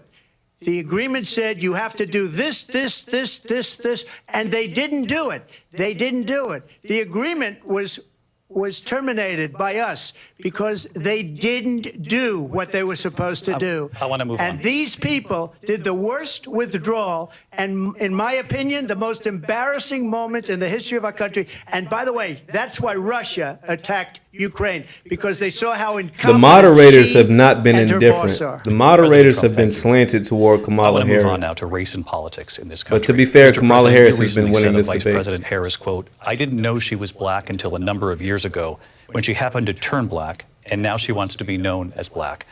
I want to ask a bigger picture question here tonight. Why do you believe it's appropriate to weigh in on the racial identity of your opponent? I don't, and I don't care. I don't care what she is. I don't care. You make a big deal out of something. I couldn't care less. Whatever she wants to be is okay with me. But those were your words, so I'm I asking. don't know. I don't know. I mean, all I can say is I read where she was not black, that she put out, and I'll say that. And then I read that she was black, and that's okay. Either one was okay with me. That's up to her. That's up to her. Vice President Harris, your thoughts on this? I think it's, I mean, honestly, I think it's a tragedy that we have someone who wants to be president who has consistently, over the course of his career, attempted to use race to divide the American people. You know, I do believe that the vast majority of us know that we have so much more in common than what separates us. We don't Foundationally want black American. this kind of approach If that she's is black, just constantly that's up to trying her. to divide us, and She's not especially by FBA. race. And let's remember how Donald Trump started. He was land, he owned land, he owned buildings, and he was investigated because he refused to rent property to black families. Let's remember, this is the same individual who took out a full-page ad in the New York Times calling for the execution of 5 young black and Latino boys who were innocent, the Central Park 5. Took out a full-page ad calling for their execution. This is the same individual who spread birther lies about the first black president of the United States. And I think the American people want better than that, want better than this, want someone who understands, as I do, I travel our country. We see in each other a friend. We see in each other a neighbor.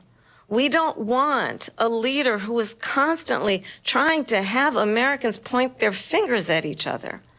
I meet with people all the time who tell me, can we please just have discourse about how we're going to invest in the aspirations and the ambitions and the dreams of the American people? Knowing that regardless of people's color or the language their grandmother speaks, we all have the same dreams and aspirations and want a president who invests in those, not in hate and division. Vice President Harris, thank you. Lindsay? President Trump, this is now your third time. This is the most divisive presidency in the history of our country. There's never been anything like it. They're destroying I our hate country, that the only time and they they talk come up about with black people, they didn't things talk like about reparations, what you black just jobs. said. The Going only back thing they're many, talking many about is years, Kamala a lot of Harris people, black. including Mayor Bloomberg, agreed with me on the Central Park Five. They admitted, they said, they pled guilty. And I said, well, if they pled guilty, they badly hurt a person, killed a person ultimately. And if they pled guilty, then they pled, we're not guilty. But this is a person that has to stretch back years, 40, 50 years ago, because there's nothing now. I built one of the greatest economies in the history of the world, and I'm going to build it again. It's going to be bigger, better, and stronger. But they're destroying our economy. They have no idea what a good economy is. Their oil policies, every single policy. And remember this, she is Biden. You know, she's trying to get away from Biden. I don't know the gentleman, she says. She is Biden. The worst inflation we've ever had, a horrible economy because inflation has made it so bad, and she can't get away with that. Thank you. Your time is up, Lindsay. I want to respond to that, though. I want to just respond briefly.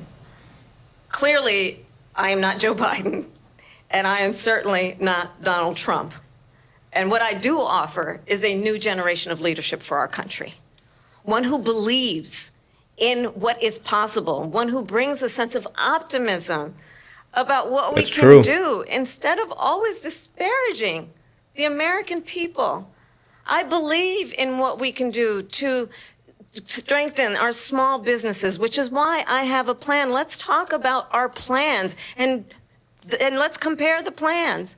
I have a plan to give startup businesses $50,000 tax deduction, to pursue their ambitions, their innovation, their ideas, their hard work. I have a plan, $6,000 for young families for the first year of your child's life, to help you in that most critical stage of your child's development. I have a plan that is about allowing people to be able to pursue what has been fleeting in terms of the American dream by offering a help with down payment of $25,000 down payment assistance for first-time home buyers.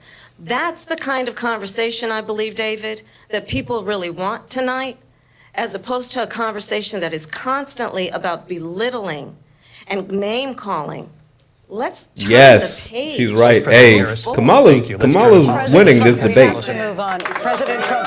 Let's turn to policy, please. To defund the police. She has a plan to confiscate everybody's gun. President Trump, she has a plan to not allow issues. fracking in Pennsylvania or anywhere else. Okay, that's what her plan is until just recently. I just need to respond. The former president has said something twice that I need to respond to. I'm sorry. We're going to move on, Vice President Harris. President Trump, this is now your third time running for president. You have long vowed to repeal and replace the Affordable Care Act, also known as Obamacare. You have failed to accomplish that. You now say you're going to keep Obamacare, quote, unless we can do something much better. Correct. Last month, you said, quote, we're working on it. So tonight, 9 years after you first started running, do you have a plan, and can you tell us what it is? Obamacare was lousy health care, always was. It's not very good today.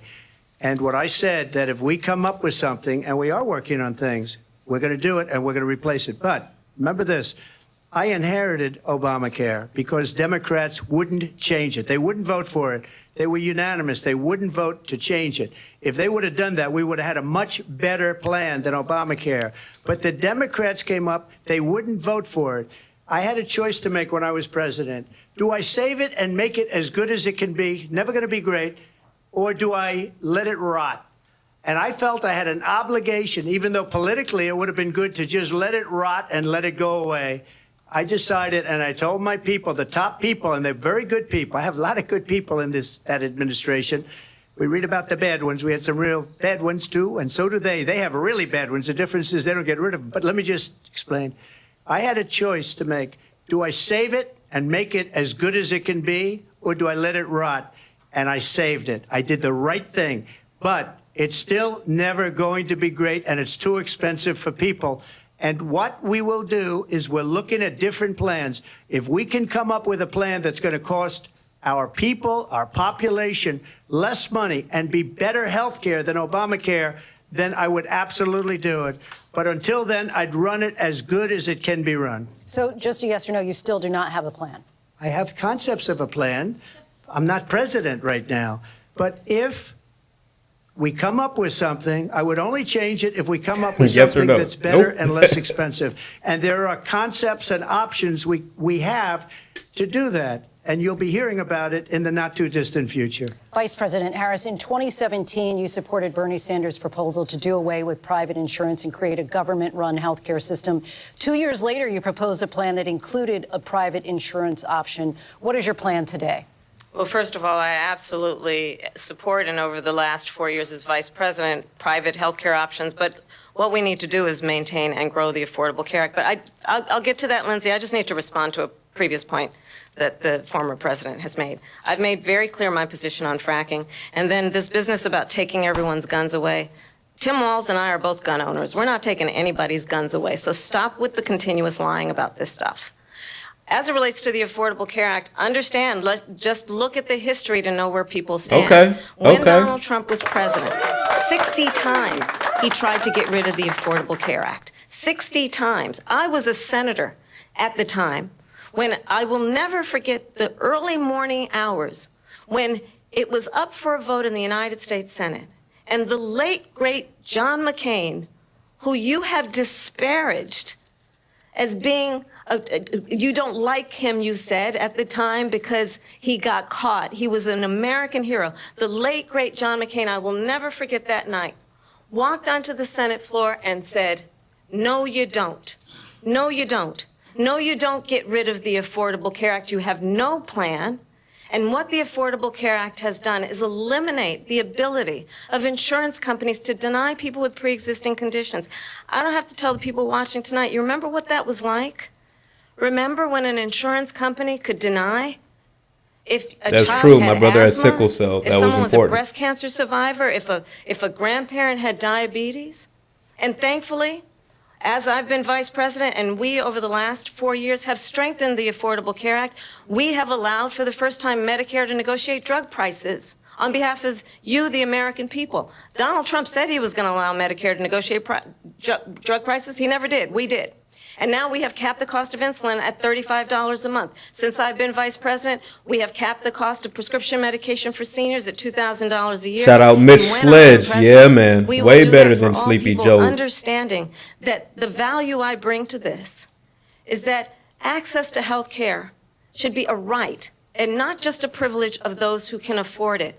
And the plan has to be to strengthen the Affordable Care Act, not get rid of it, Vice pass his President prologue Harris, thank in terms you. of where Donald Trump stands on that. I want to move to an issue that's important for a She lot made of... a mistake.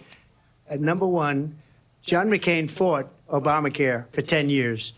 But it wasn't only him. It were all of the Democrats that kept it going. And you know what? We can do much better than Obamacare, much less money. But she won't improve private insurance for people, private medical insurance.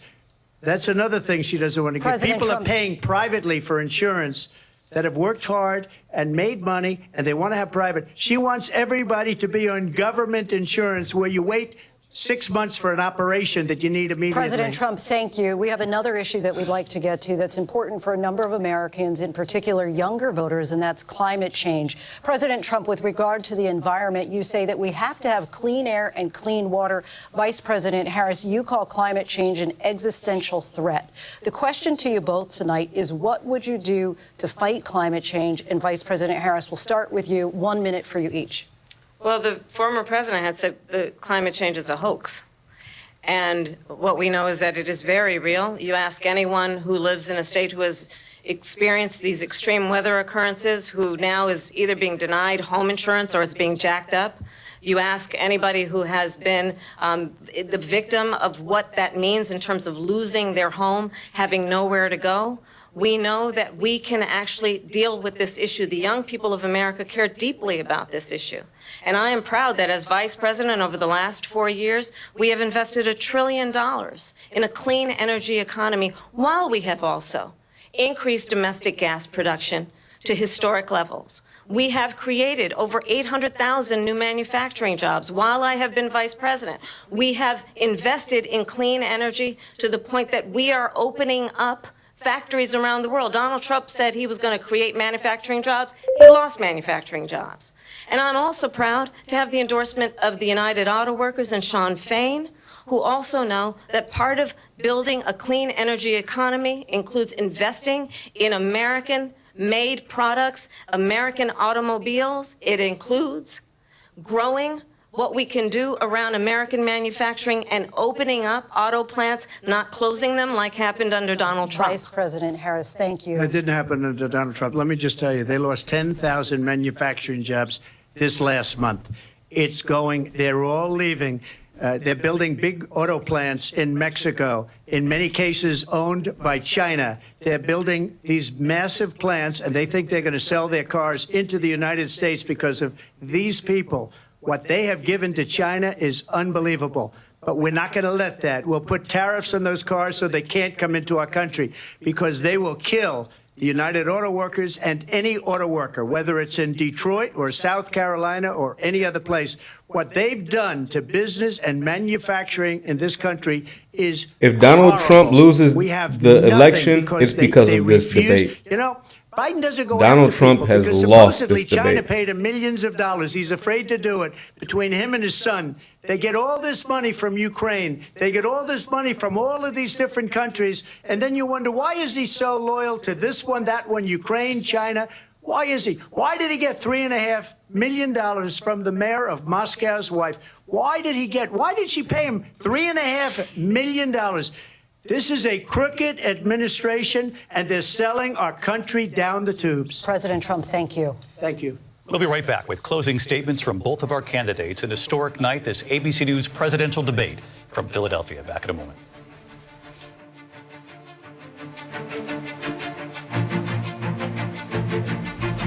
All right, guys, so we're in the home stretch now. We've got some closing remarks, and then that will be the end of it. I appreciate everyone who's been rocking with me thus far. If you've made it this far in the video, if you've made it this far in the debate, be sure to support the channel by hitting the thumbs up button. Guys, it's free. It's free. I'm bringing you good content, interesting conversations, interesting topics. So be sure to show us some love. Reward the effort by hitting the thumbs up button and pushing us in the algorithm. We're trying to build a channel here, so be sure to hit the thumbs up button to support the channel.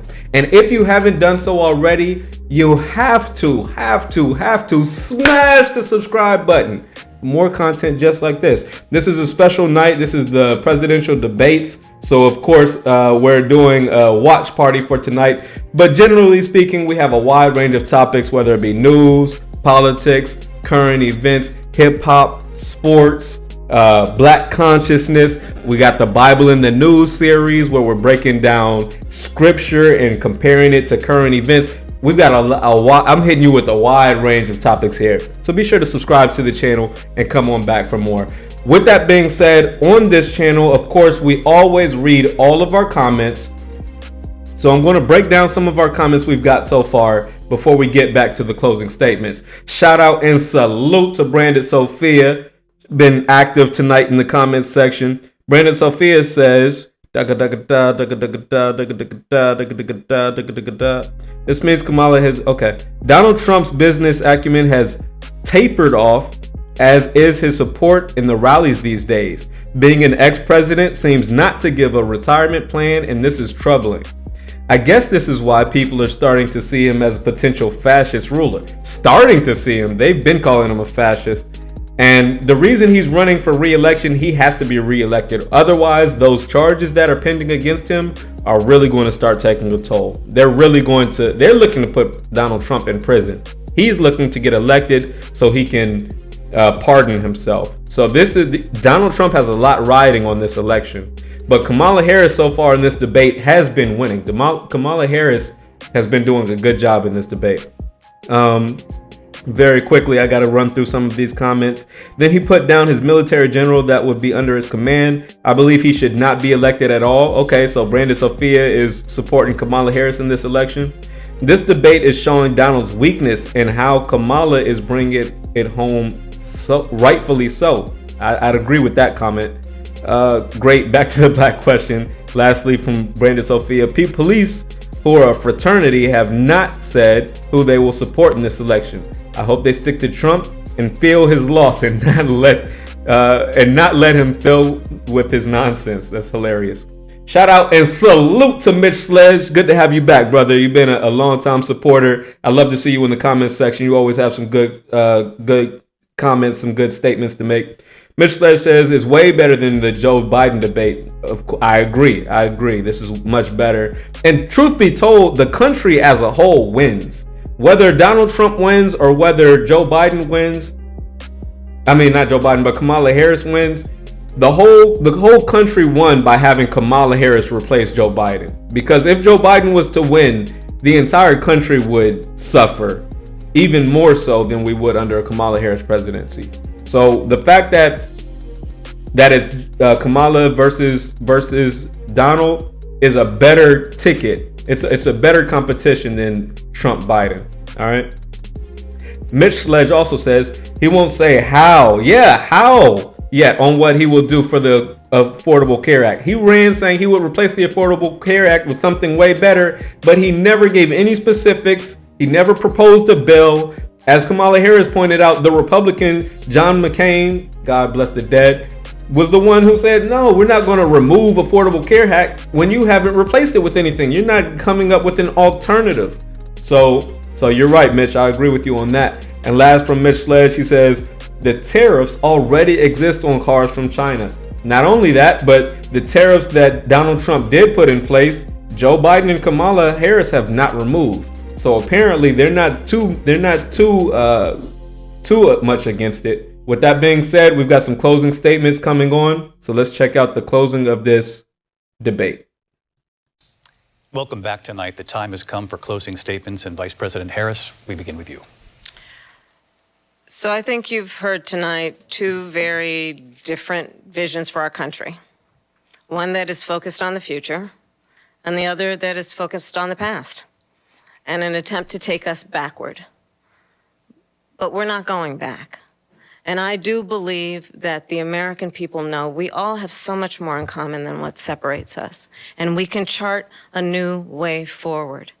And a vision of that includes having a plan, understanding the aspirations, the dreams, the hopes, the ambition of the American people, which is why I intend to create an opportunity economy, investing in small businesses, in new families, in what we can do around protecting seniors, what we can do that is about giving hardworking folks a break and bringing down the cost of living.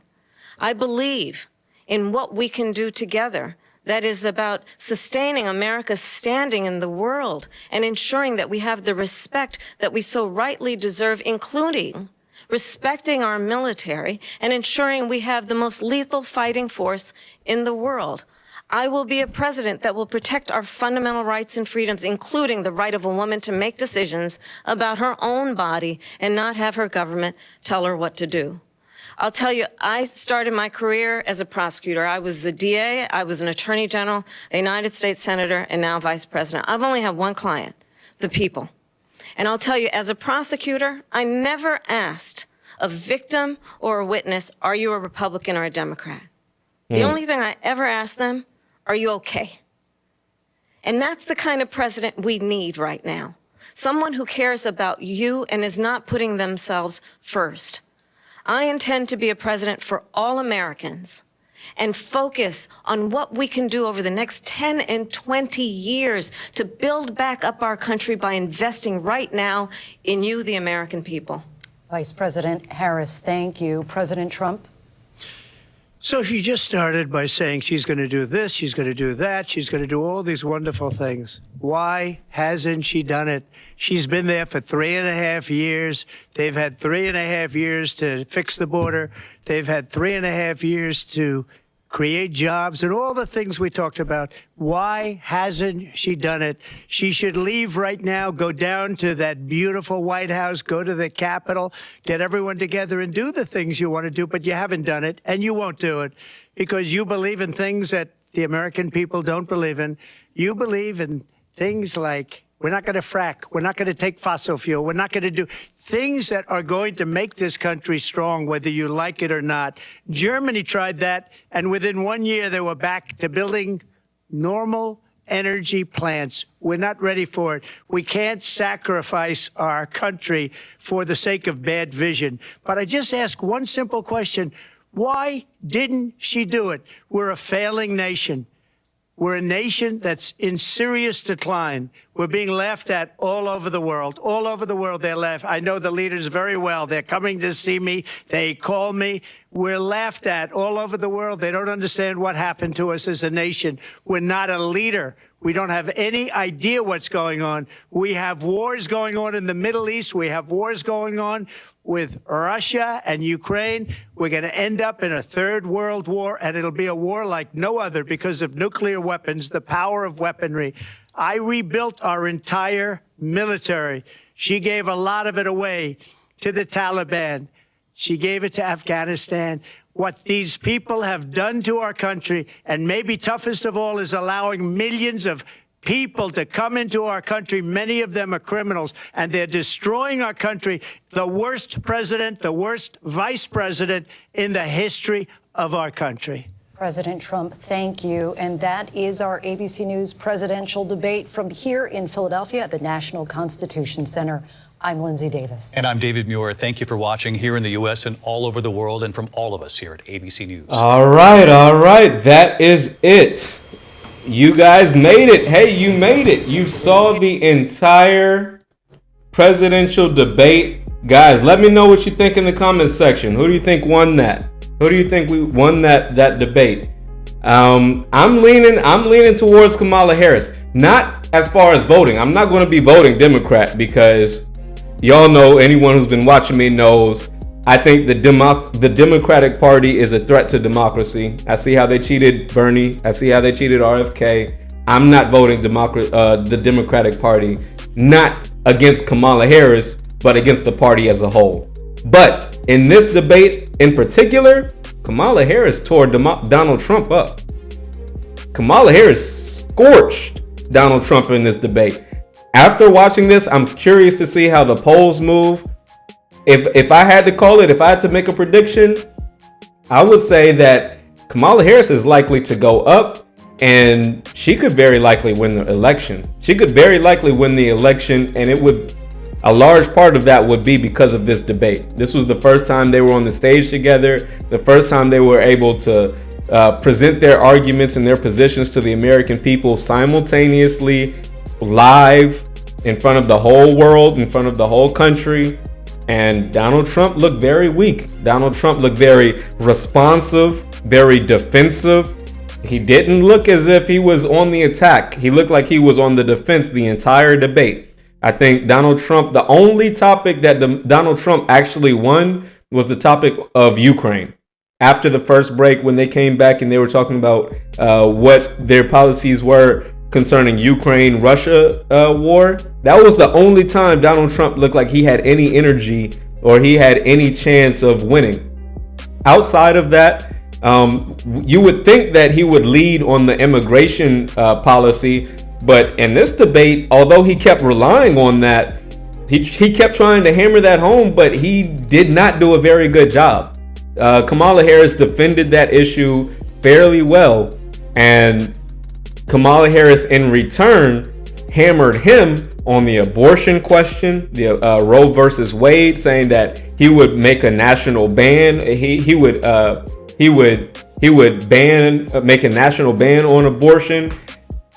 Kamala Harris won that topic as far as abortion, Roe v. Wade goes, saying that she would codify Roe v. Wade.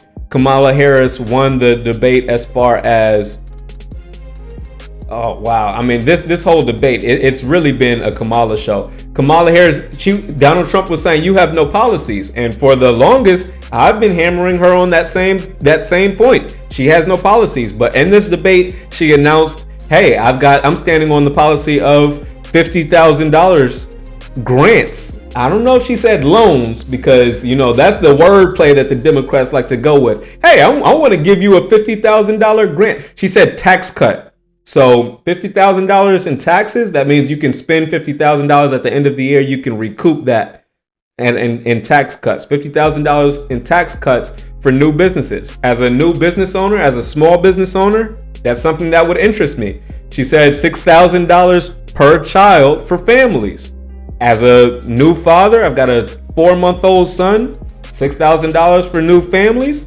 That's something that interests me. So she's starting to talk policy. She's starting to talk economics, things that people would actually be interested in. And she's making some division. She's separating herself, delineating from the issue of Joe Biden. She's saying, hey, Joe Biden's policies were Joe Biden's.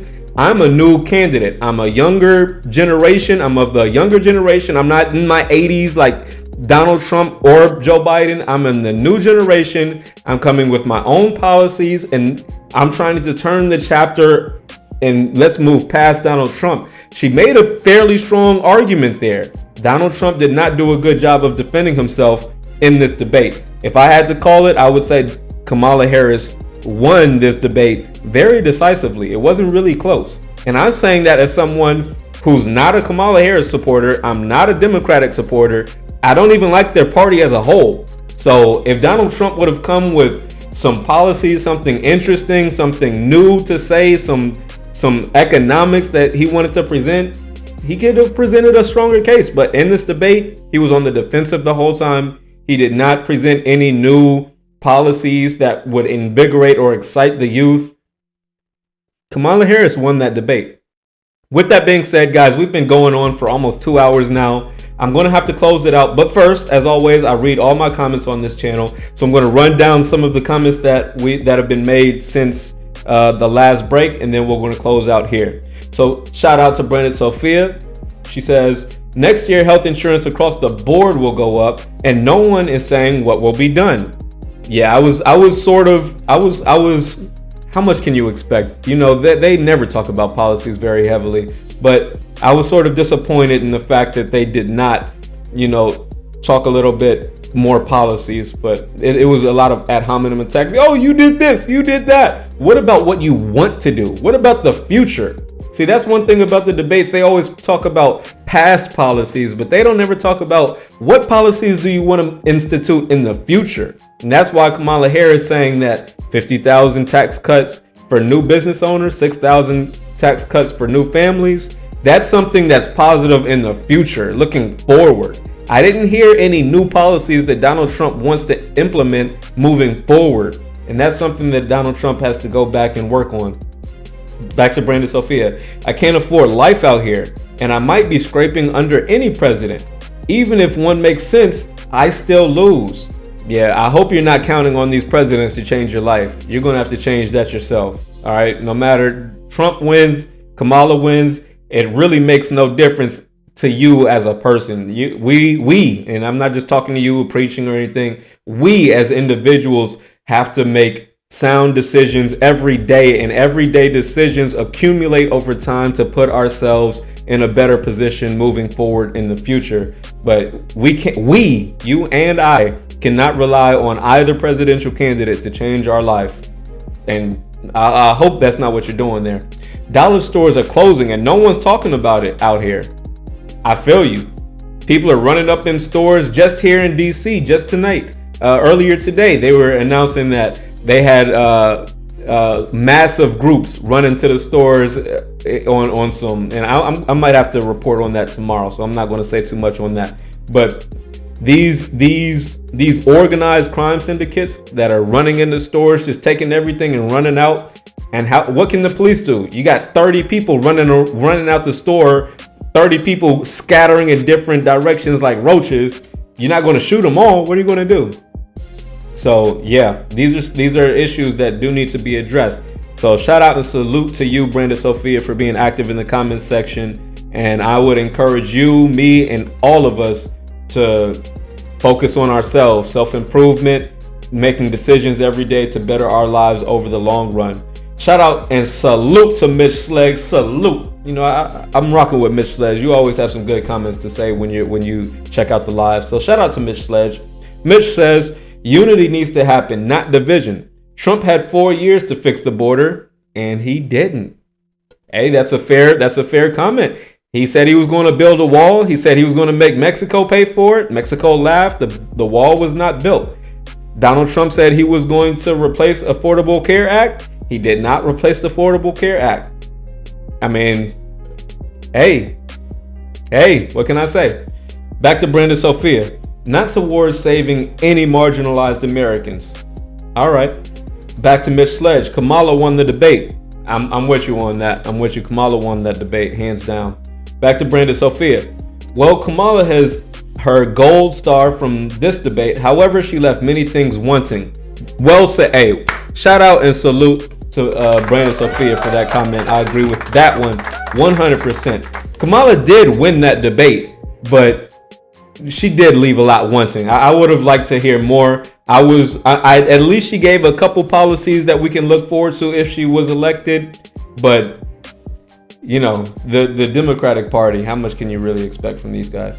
Brenda Sophia says, still no real assurances of smooth sailing during this presidency from either one of the candidates. Facts. If not, then I suspect big trouble is here and will explode after her first State of the Union address. I would not be surprised. Brenda Sophia. One thing that really worries me is the fact that they showed no difference on the Israel-Gaza conflict. Not only that, they both pointed to Iran. See, when asked about the Israel conflict, Iran wasn't even mentioned, and Kamala Harris answered first. Kamala Harris, without any prompt, without being asked about it, brought up the fact that she wants it to go harder against Iran. So already, if Kamala Harris is saying, I support Israel, we need to annihilate Hamas, which means we need to continue with genocide, and we need to start to target Iran. That's what Kamala Harris is saying. And then Donald Trump's response is Kamala Harris is weak against Israel, is weak on the Israel topic. Donald Trump is saying that he would support Israel even more than Kamala Harris would, and he would support attacking Iran even more than Kamala Harris would.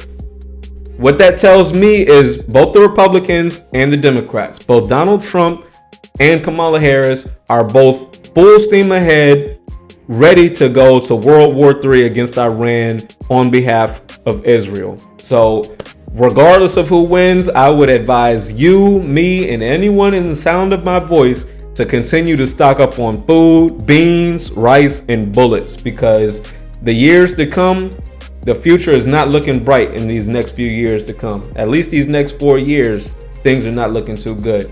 With that being said, guys, it is late. I'm going to have to call it. I want to salute and appreciate everyone who checked out the watch party with us tonight. Special salute and special acknowledgement to Mitch Sledge and Brandon Sophia. I appreciate you two rocking with me, and everyone who's made it into the live tonight. I see a bunch of people who have been active tonight. Be sure to hit the thumbs up button on your way out, and I will see you on the next one. Peace. Like 5 bands a day. I was broke, came up with a plan. Now I'm the man, that ain't no stopping me. I ran up all these bands up and made like 5 bands a day. I was broke, came up with a plan. Now I'm the man, that ain't no stopping me. It ain't no stopping me. Got better bands, I'ma run it up. It ain't no stopping me.